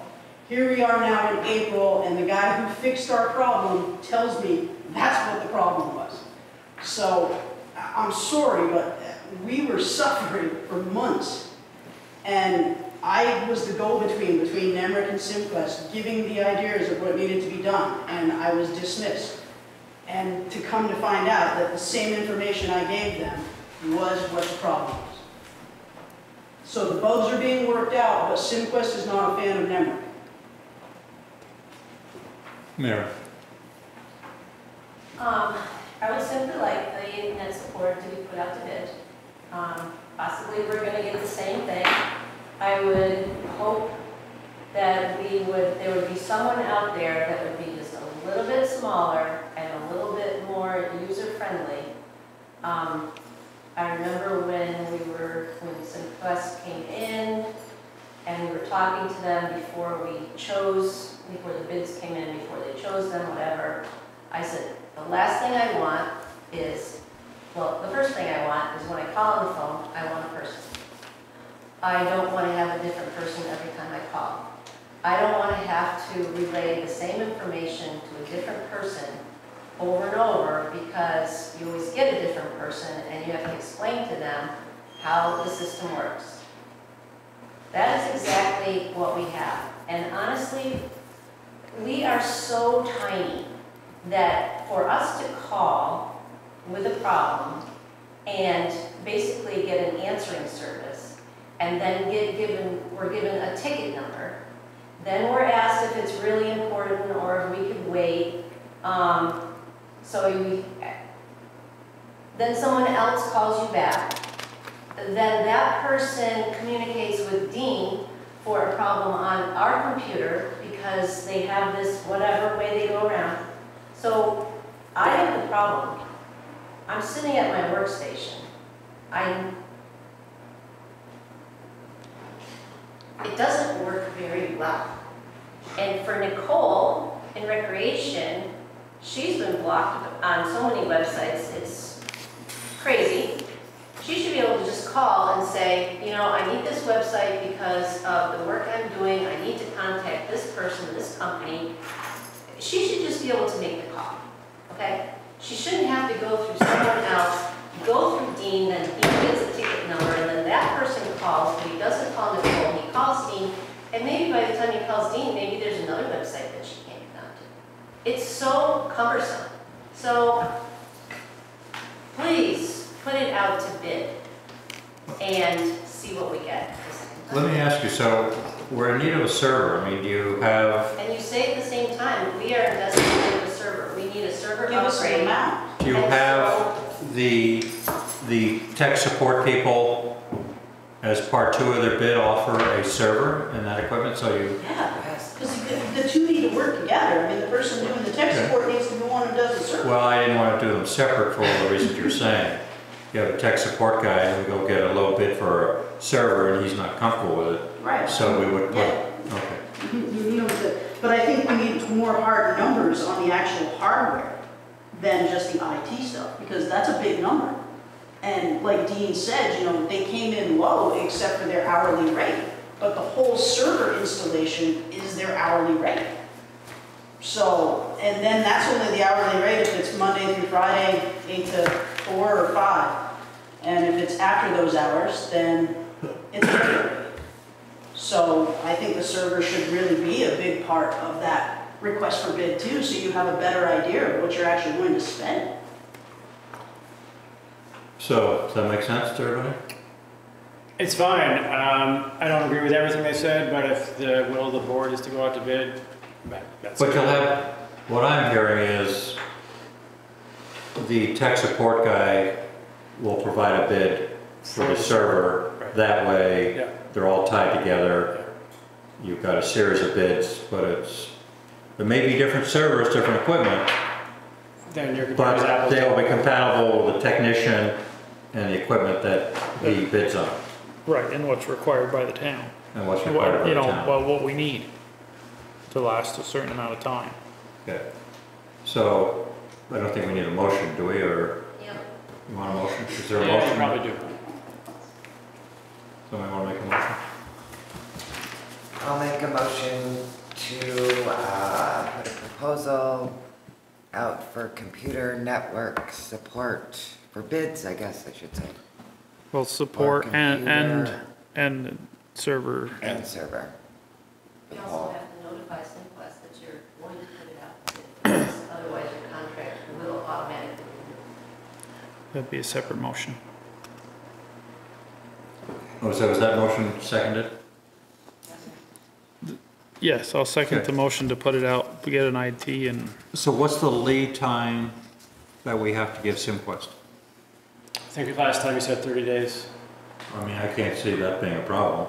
I mean, it's gonna take us 2 months by the time we, But you might, I mean, if you know you're gonna go out, you might as well make the motion at this well, point. they're gonna bid on it anyway, so they, huh? I think, I don't even know which date it goes by what you signed. There's like 3 different contracts with 3 different signature dates on it, and all it says is 30 days, and it automatically renews. So even if you put it out for bid and you decide you don't want Simquest, it automatically renews. So It would be why not nice- send a letter It would be earlier? nice to give them the first heads up. that Yeah. This is Right. what we're going to do. Right, we're agreeing with you. Okay, so make a motion to submit a letter to SimQuest. well, we haven't voted on the first motion, I don't think. Oh, okay. So we have a motion to go out for bids. Everybody all in favor, say aye? Aye. Aye. Okay, and the other motion you'd like to make? And the next motion would be to make a motion to send a letter to SimQuest to, That we're not automatically renewing. to not automatically renew our contract for the next fiscal year. Okay. Well, this is month to month, Or- though. I don't think it's a fiscal year. Well, it doesn't automatically renew Okay, our contract. okay. You second that? Yes. Any other discussion on that? All in favor, say aye. Aye. Okay.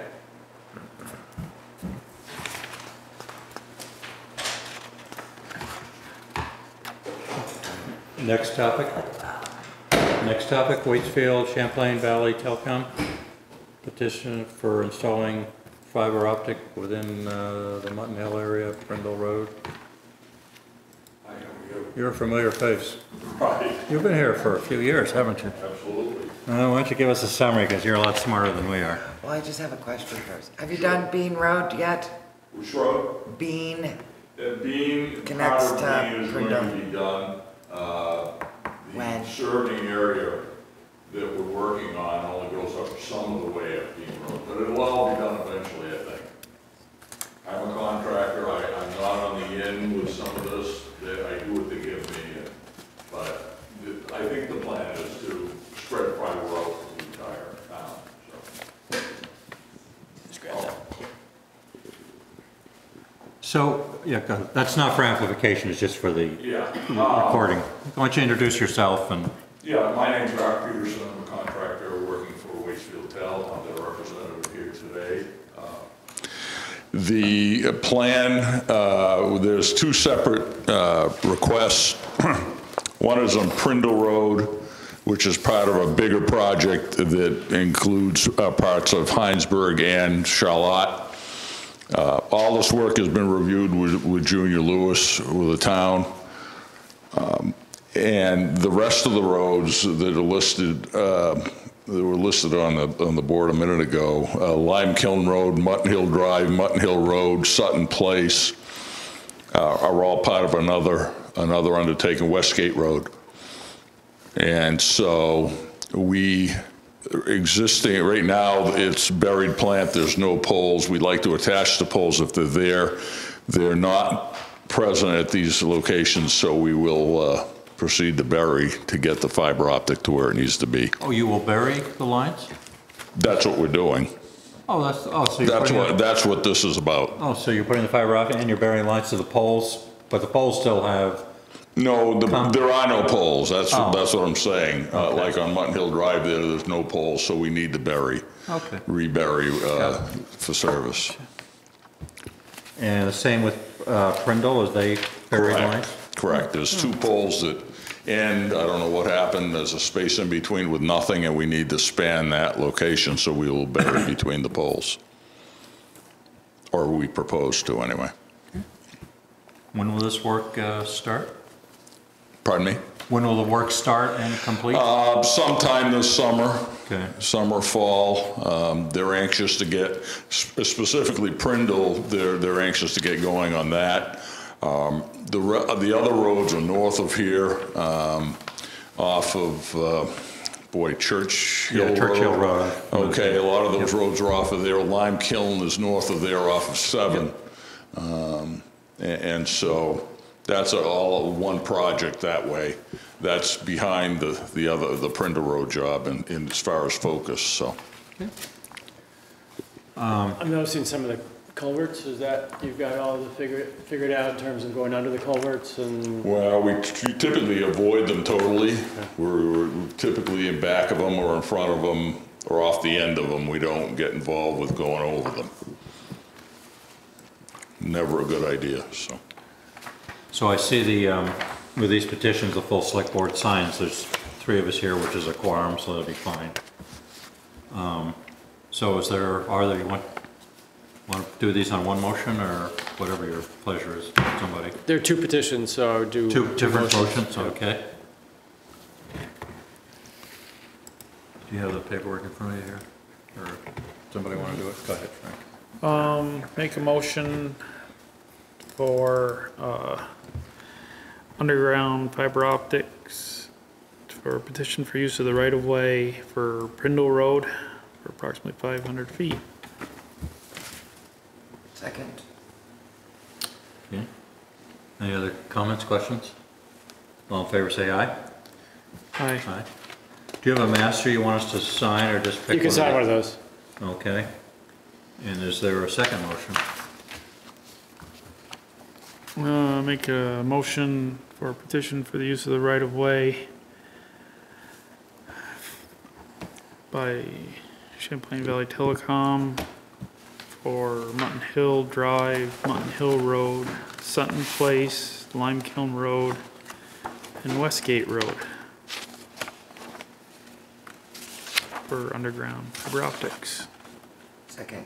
Okay, any comments, questions? All in favor, say aye. Aye. Aye. Thank you. Here you go. That's the first one. Next year.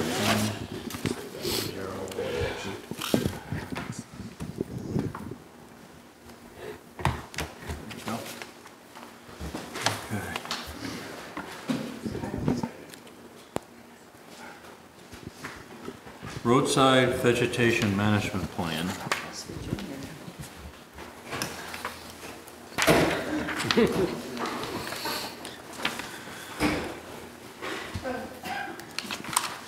So somebody want to speak to the Roadside Vegetation Management Plan?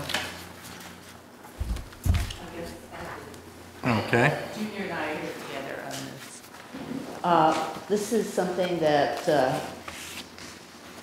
Better Back Road sent to Dean, said we need to do this if we want to do certain work in the right-of-way, like herbicide work. So we've got it together, and there it is.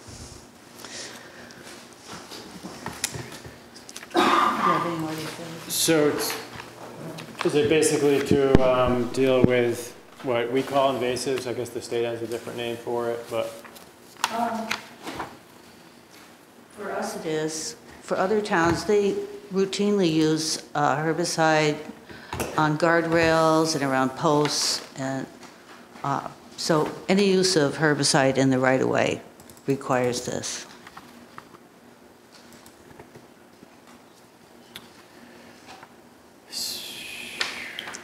So this is a management plan.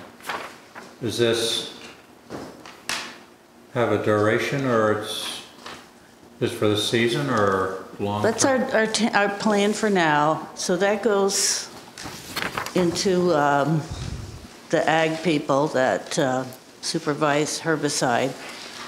And then each year, if you talk to them about, and you send in an application to work in the right-of-way for certain projects that you might have. Say we're going to be working on knotweed up on Mount Philo. We send up an application with a map, then it's reviewed by VPAC, Vermont Advisory, Pesticide Advisory people, and you have to get permission to do that. I think Junior usually contracts it out. What's that? Yeah, Junior contracts it out. He doesn't require a license himself. Whoever does the work has to have a license with a specialty to work in the right-of-way. Is this a template you took this from, or is this all creative out of your head? Is this a renewal? They sent us a copy of Cornwall's plan. Cornwall did. And they also had the sheet about required fields that need to be on there. So we used how we work in Charlotte and put in the plan, and we've been working with Dominique Coolio, and I sent it up to him, and he said, yep, that's good, we'll accept that. I mean, does this need a legal review, or is it less formal than that, or what's your opinion, Dean? I think we've used the state as sort of a guidance.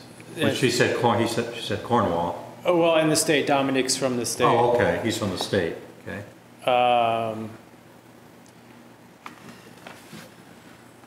So. I mean, if we. Just new, how long have we been doing this? This is new. New to us. Oh, I new. think So new to the state. Dominique is trying to get towns to do this. Not every town is doing it. We didn't even know about it until they notified Dean. Work for you? Pardon? You like this, you can work this plan? Yeah. Well, yes, I know, but. So are we at any risk if we, I mean, we're good to go on this, Dean, as far as this is a new, I don't know how a management plan holds up as compared to a policy or an ordinance, are we? Yeah, I don't think it has the legal basis for an ordinance or a policy. I think it describes the current, how you usually deal with the issues addressed as far as vegetation management. But happy to send it to the attorney if you feel, would feel better I don't about think it. we need to waste money if you, the select board comfortable with this? Yeah. Is there a motion to approve the management plan? Make a motion to approve the roadside vegetation management plan to be signed by the chair. Okay. Second. Any further discussion from anybody? Oh, do you have any comments, Junior? You're good with this as answer? Okay. All in favor, say aye. Aye. Aye. So I'll make this the original, we'll just sign it here, Dean? Yep, that's fine.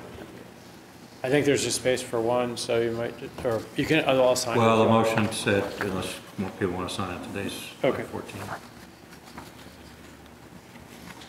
These are the other two that we signed too, Dean. Okay. Application for VTrans for work permits, mowing, US Route 7 right away. So this is work that the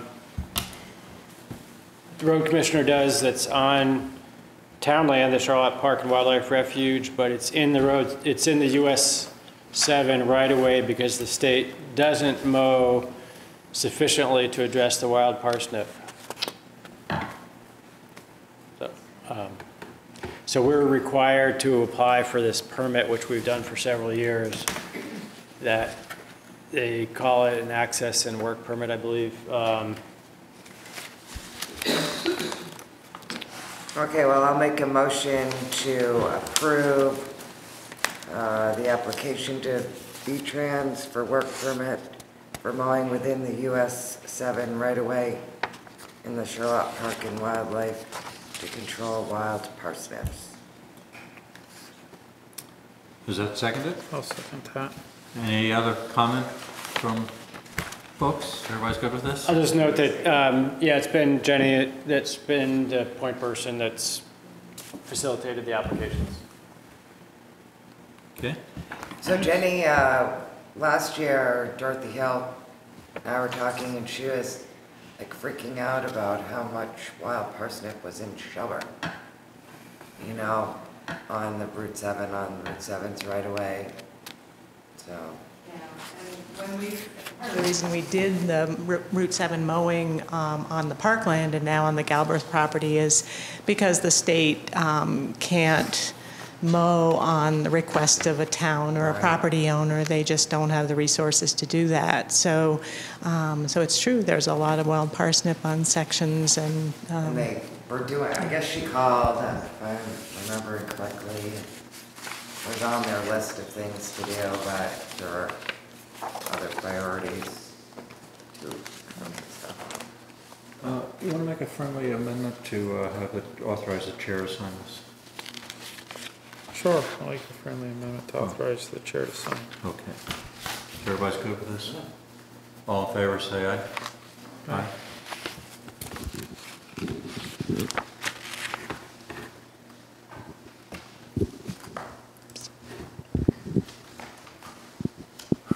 We've got a lot of paper here, Dean. Right. We thought we'd get Junior out of the way on one night. You won't be back. Okay, annual financial plan and certification of compliance. So the annual financial plan is basically a format that the state uses. It indicates the source of funding and then how it's used, basically broken out into winter maintenance, non-winter maintenance. So the source is based on, the state has a formula for every mile of Class 2 highway and Class 3 highway.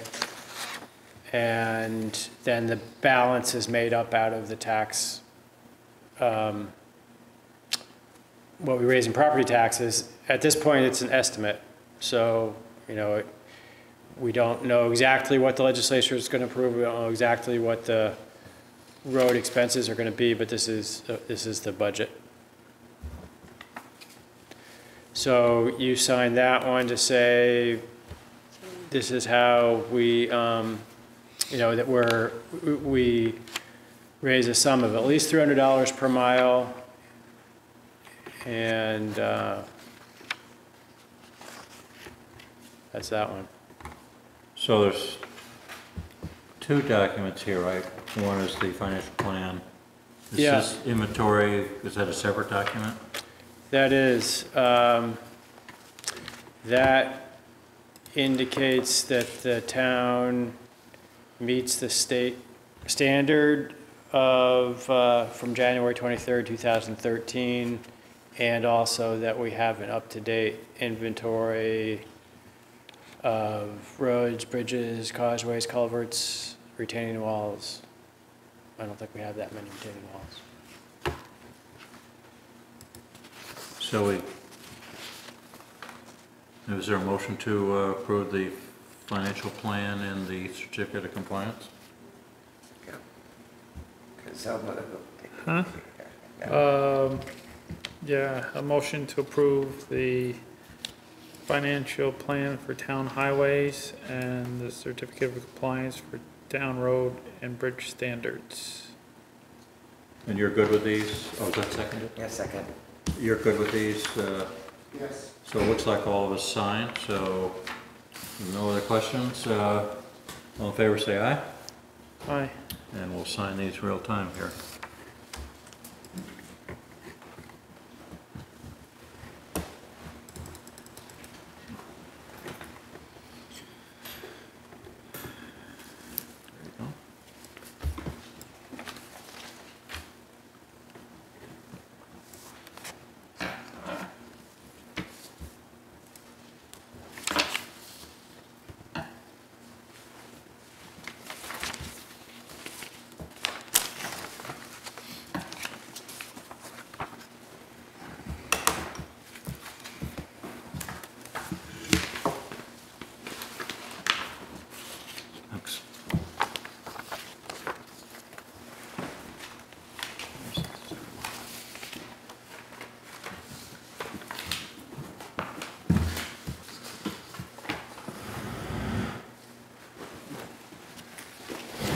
So the next topic is the Mount Philo State Park draft plan. And if I remember correctly, Matt was going to prepare that for us. Yeah. And Matt's not here. And I have not seen anything except for Steve Kiernan's well-written document that was, I'm trying to find my copy. So, Dean, you don't have anything from Matt, right? I don't. Oh, here it is, right here.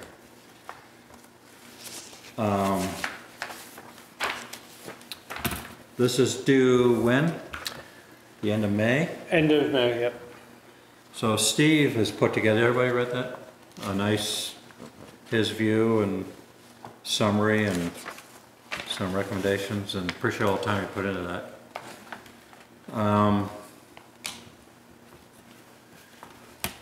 I think we can have comments now, but I was thinking with this document from Steve, and Matt's not here, and we have another meeting coming up, I would suggest that Matt take this into consideration as he puts a draft together. I mean, this is well done. It's not, I mean, if Matt, who took this on, is willing to make whatever changes for the board to review, put it on town stationery, I mean, it's... Yeah, I'd like to have Matt take a look at it and give us his comments. Okay. I definitely agreed with the public input. That there's no way that they got enough public input from Charlotte folks. I saw you trying to ask a question of that 2-hour event up there. Yeah. It was like, no. Yeah, it was filibuster. They didn't want anybody to interfere with the discussion You know, I'm sorry, of their... I saw so much of it, but yeah, it's not so good. Good question. And is it really right that they were, they want to limit wedding events? Yeah. Like, they want to limit all the events at the top. They don't want the trampling on the grass at the top because the grass would have trouble growing. That's what they say in the plan. Well, I think what I heard is you have to have a permit to do it. I mean, that's a form of limiting, but not. They've always had permits, they just don't want to do it. Oh, they're saying no to that? I didn't quite read that. And putting the campsite up there. and the other thing, I thought with the hill climb, which is once a year, they were not asked to be any part of discussion on the plan. And they've been doing that hill climb for 25, 30 years. 30 years. I've seen it for 30 years, 28 years running. Okay, well, there so you at go. least. And that's a good event. It is a good event. I have some. I'd like to address the board briefly about this. You know, aside from being the owner of Mount Philo Inn, I've also been a speech therapist for the last 25 years, and as such, I focused on access. Access is my specialty. Helping people with abilities and disabilities to access things like, you know, access to buildings, access to reading and writing material, just to allow people to get to use the resources available to everybody, regardless of their age and their ability or disability. And I note that there's a significant fundamental difference in the way the state's approaching it and to the way I look at it as an accessibilities expert. And it's the idea of inclusion and exclusion. And the state is, the people who decided this, there's 11 of them, they're called the Rutland Stewards, and they're composed of about 5 biologists and wildlife professionals and foresters. And there's supposed to be a recreation person there, but they didn't show up for this. So the people who wrote this whole plan are biologists and foresters, and they're particularly interested in their own sense of what they like in wildlife. And what they like is have it all to themselves. You know, they just don't want to see buildings, they don't want to see people, they want to see this primitive wildlife experience. And they put this into the plan. I think, I'm going to point out a couple examples where I think it's particularly egregious. The toilet discussion, if you look at that, they say that you can't have, they don't want toilets there, they want to continue to have porta potties. Now, as an accessibility person, I say, well, 18% of people won't even go into a porta potty. And why would they want to do that? But they say, you know, they don't want porta potty, they don't want buildings because they really like that idea of more structures would change the feel of the experience. The stewards and some visitors are attracted to Mount Philo State Park for the forest-based hiking and rustic natural experience, creating more structures and develop facilities would change the character of the state park. So they're saying that even though most people wanted to have toilets, the stewards just took precedent because of they're so much smarter than we are. And you know, even though there's 120,000 people who visit the park each year, they don't want to have toilets. So they're excluding 18% or 120,000 from using the toilets. Another example that I found really upsetting was the new trails that they proposed. The one trail that they have, the almond land, it's been there for 8 years. I mean, it's a road that goes up Mount Philo, but they've not allowed people to use it. They've not told people it's there. It's their secret. And it's been 8 years and they haven't opened it. Now they're willing to open up. It's a road. It's a, you know, it's $70,000, $80,000 road. Big pieces of limestone and, you know, it's 8-10 feet across, culverts and everything. And they've kept this secret from people. And now they want to link that to the parking lot with another trail they're going to put in. This new trail, instead of being something that people would like, it goes along Mount Philo Road. Why? Because they want to protect the animals. They don't want the animals to have to cross a path. So the whole focus they have is on habitat and wildlife and not on the people who visit.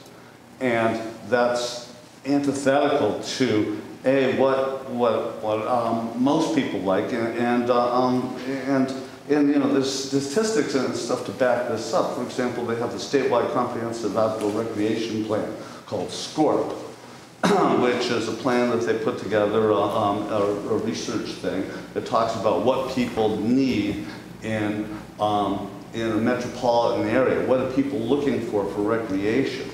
And that plan talks specifically about how everybody, most people in Vermont, and I have some stats here, want to go picnicking, they want to go hiking, they want to do all those things you can do on Mount Philo.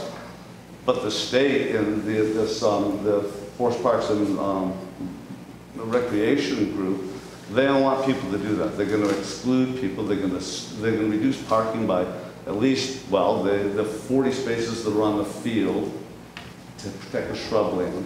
And then they want us to stop all the parking on Mount Philo Road and just give everybody a ticket there. You know, their plan, and they said, they claim, well, they want to save the field.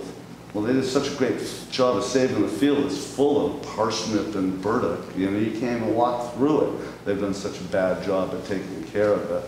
Meanwhile, they're only spending 15 grand a year to take care of all the trails. And even that money, they, you know, it's probably half of that is coming out into management. I could go on and on and on. I don't want to take all your time, but I have a lot of real problems with this, and I come at it from not only my own perspective as being on the mountain for the last 28 years and seeing this kind of pattern of keeping people away and keeping people from using the mountain. It's unconscionable, and this is a whole career of mine, and it's almost, I can't think of an example where it's not true. You want to include people. Also, there's a new Trump administration effort that just came out last month called for wildlife, forest parks, wildlife forest and wildlife management. Rule 3366, which is, talks about how the public should have access to public land. This is a federal mandate, and this is from the Trump administration, talking about how people, you know, groups who are environmentally very conscious have taken over and kept people from using public lands. And this is essentially what they're doing there. They're taking over. They don't want to put in a toilet because it's going to take out valuable shrubland. You know, it's like we need toilets there. We need all sorts of things. So that, I don't know what to do about it, though, because they're just going to run roughshod over whatever you say or I say or anybody says. So have you documented, I mean, you went through a lot of areas for us there. You have a summary or something that you could send in? Yeah, I have stuff I can submit to you guys. What to do the next day? I don't know what kind of format you wanted. Well, just make it notes that Matt has said he's going to do something for us. This is a good document. And if you were to send something in, it would give a good feeder for him to put something together. I think it's important to get it because they've totally focused on away from recreation and into habitat, which is certainly important. And the other thing, I think, Steve, you mentioned in here, all the money and effort we've all spent to maintain the view easements and the beauty and, you know, the solar panels. We really fought hard and, you know, to make it just even more beautiful place, yet the whole document focuses on the preservation of the land, not particularly for recreation. But if you could send something in and get it to Dean, then we could feed that out to the select board. I'm just curious about the process. If you folks are going to stand on this, is it incumbent on the state to react? You know, this is interesting. Actually, I think Carrie and I talked about this a little bit. This is not a town park. It's a state park. Right. So and then it even talks, either yours or in the book, that it's an asset for Chittenden County, coming out of Burlington and getting some fresh air and that kind of thing. but we're one community of the state that has a special interest in it, but it is a state park. I'm more than willing to have a petition. If we ever needed a petition for the townsfolk or people coming into town visiting Mount Philo, glad to do that. So I don't know how strong we put something together, the select board signs it, to represent the community which this is, state park's located in. I don't know what they're gonna do. They really haven't, they haven't gone out to the recreation folks. I mean, you got people ahead of A&R and state park, but who looks at the recreation aspect of it? I don't know. They didn't go to the store because it's not really, it's not confined to Mount Philo. You know, if you look at, 55 state parks, you know, how many of you think you've been to? How many of you, have you ever seen an advertisement that said, come to Groton? Oh, it's amazing in Groton. Or Knights Bay up in North Europe. You know, these beautiful state parks, and there's no effort to encourage recreational use. And maybe some places that's a really, really good idea. This is the most popular park in the state, maybe the most populous part of the state. And so it's not surprising the first friction would happen here, you know? I'm sorry I wrote some book for you all, but I appreciate you taking the time to look at it, because they got me head up a little bit. And you know, Dave's right about where they looked. They have down to the 100th of an acre. 100th of an acre, how much of certain kind of soils they have, but they don't have a single day of car count. Yeah, that's right. I have no idea what carrying capacity is of the mountain, how many people go up there, what kind of buses go there, what do people want to do there. They don't have any of that. They talk about how great they are with science, and they were, you know, one day I went to an A&R meeting after the 19th meeting. They're talking about their great science. Well, there's absolutely no social science in this report. Absolutely not. They can't even count people who go there. Mount Philo is very important to a lot. So it not being a select board necessarily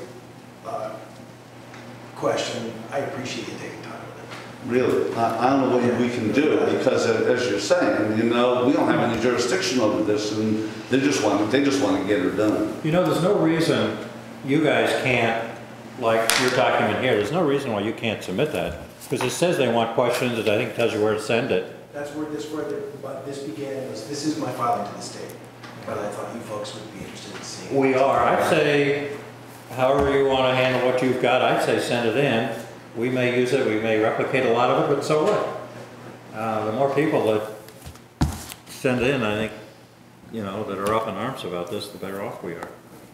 I just want to make sure that the Townley Trail is mentioned in part of this report, and, you know, the fact that this is going to be a major community asset that's going to end right there. I'm not sure quite understood. I understand the trail that goes to, what did you want us? Well, it just, it is an input into our connection with Philo. Oh, not Philo State Park is. Yeah. It's another part of the local investment that we've worked for so long on this trail. Which we've done, okay, then you captured that, yeah. We've got a lot of investments, keeping the area clear of the town lake trails, that's right. Yeah. And now the town link trail is dead because they won't let us park. You know, they want us to find a new parking space for people. So did you say there was wild parsnip on the north side of the parking? Yeah, that whole north field is impassable now because of parsnip. Is that right? Yeah. And that should be paved over for parking, in my opinion. You know, there's as many a person has said, it's pretty easy to put in parking there. Sure. You know, either the way that Junior would do it, like a normal person, or the way the state would do it, with the weird ways, you know. But there's certainly, you can allow the people of Vermont to use their park. It's not these foresters' park. It's not these 11 people. It's not their park. I just feel, I'm embarrassed. I'm embarrassed for the state. Well, send your information in, both to the state and to us. I think there was a section where it tells you what to do with your They'll tell me what to do with it. Okay, well, appreciate your comment. Yes, Jenny. When I looked at the management plan for the park, and maybe I didn't read the detail that maybe others have read it. But I was really interested in seeing how much there was written into the plan that did offer protection to the natural characteristics of the land and the historic character and properties. And I think that's really important, and I hope that what you're submitting, if you're submitting something to the state, that it would be balanced, that it does recognize that if you don't protect these things, it's not going to provide the kind of experience that it has in the past, because it's such a heavily used park. And that message was coming through in the plan. It's a heavily used park, so it may be necessary to have some limitations, to run things in a different way. Yes. But If it's so heavily utilized, why haven't they opened up that almond trail for 8 years? It's because they just don't want anybody on that land. That's why. Is they like this primitive ethic. There are parts of it that are pretty beat up because the traffic's been on it so heavy. And that's why you need a management plan to say, well, if people are inventing trails here, we're going to put up a fence, right? Or fix the trail. Right. And that's part of a whole lot of things. There's a lot they can do, frankly, to improve the habitat there. For example, if you turn over, I don't know, parsnip is pretty tenacious, but you could turn some of that area into to growing things that are habitat for migratory pollinators. It would help every agricultural operation for miles around. Bat houses, rocks. There are a lot of things they could do to improve the natural experience there that are not in the management plan. They're really sort of like we're going to fix this by just keeping people out. And that's one way, but I think there's other ways. So, Okay. because you know, Thank you on that, great feedback. Okay. We have minutes to approve, April 23rd.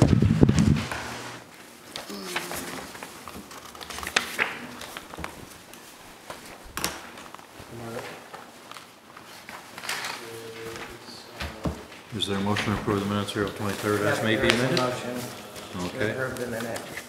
No second. April 23rd. Second, okay.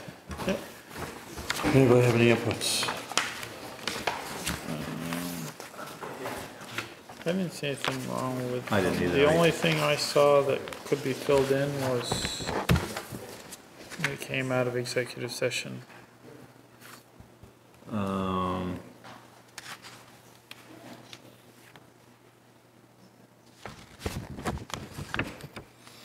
Oh, yeah, you're right. So we should say on line 439, no action taken, right? No action taken. And then we were probably in there 15 minutes. Do you actually record the time that you, I would add 15 minutes to whatever the end time was. Oh, at 8:50, okay, so that would be 9:05, I would think I would say. Everybody agree with that? Yep. The meeting was adjourned at 9:10, which is line 447.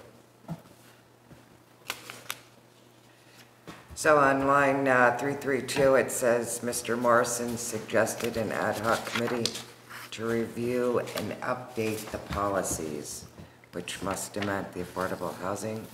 332. So that's what Christina was talking about. Okay. So that's why we've got a... To reactivate an affordable housing committee to make the fund. This is our last meeting, though.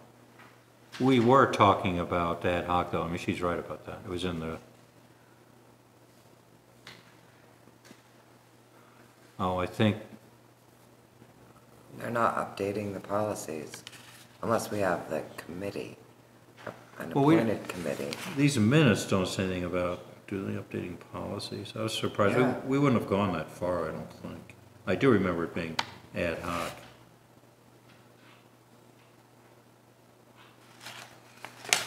kind of redefine what the focus was. There it is.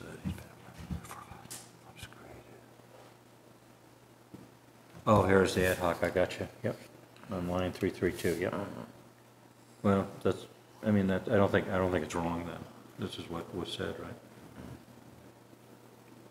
Well, that's where Christina's question Right, came and in. it says it again in 353. 353. Where Matt Okay. said that he would be interested in participating in an ad hoc committee. I just think it'd probably be better off if if we were gonna do it, then just to advertise and make up a committee. Okay. Yeah, that's really kind of, see, when I read this afternoon, I was just not feeling good about that. Well, that's fine. 356, Mr. Block stated that it was not a formal meeting, then there was no need to comply with open meeting laws. Trying to be open and transparent. Or I think it would be better if they did, that way we get the input, the select board would get the input from the committee. Okay, but there's no change to this. This is No what we change to said. this itself. Okay. Except for the changes on the. Right. On the back page. Everybody good with that? Yep. All in favor of the motion, say aye. Aye. Aye. Okay. Are there any updates, select board updates? Well, I went to the Arbor Day at the school. I'd never been. That's beautiful, how many trees have been planted and how the kids do it from kindergarten to 4th grade. And it was lovely. Mark Dellenbeck, and he spoke for a while. And it was great. It really made me appreciate the trees even more around the school. It's always fun to see the kids come home with their little teeny tree in their cup. Is that a kindergartner? Yeah, it could have been. This is over the years. Okay, They've had this, and the kids will come home with this little bitty tree in a cup. It'll be one little thing, and they'll bring it home and plant it. I planted for my kids who are in that age, just like you say, today they're 30 or 40 feet tall. Nice. It's amazing. That's good. Anything else? So we're gonna meet on Thursday, 6 o'clock, try to work our way through the minimum wage issue and the grade.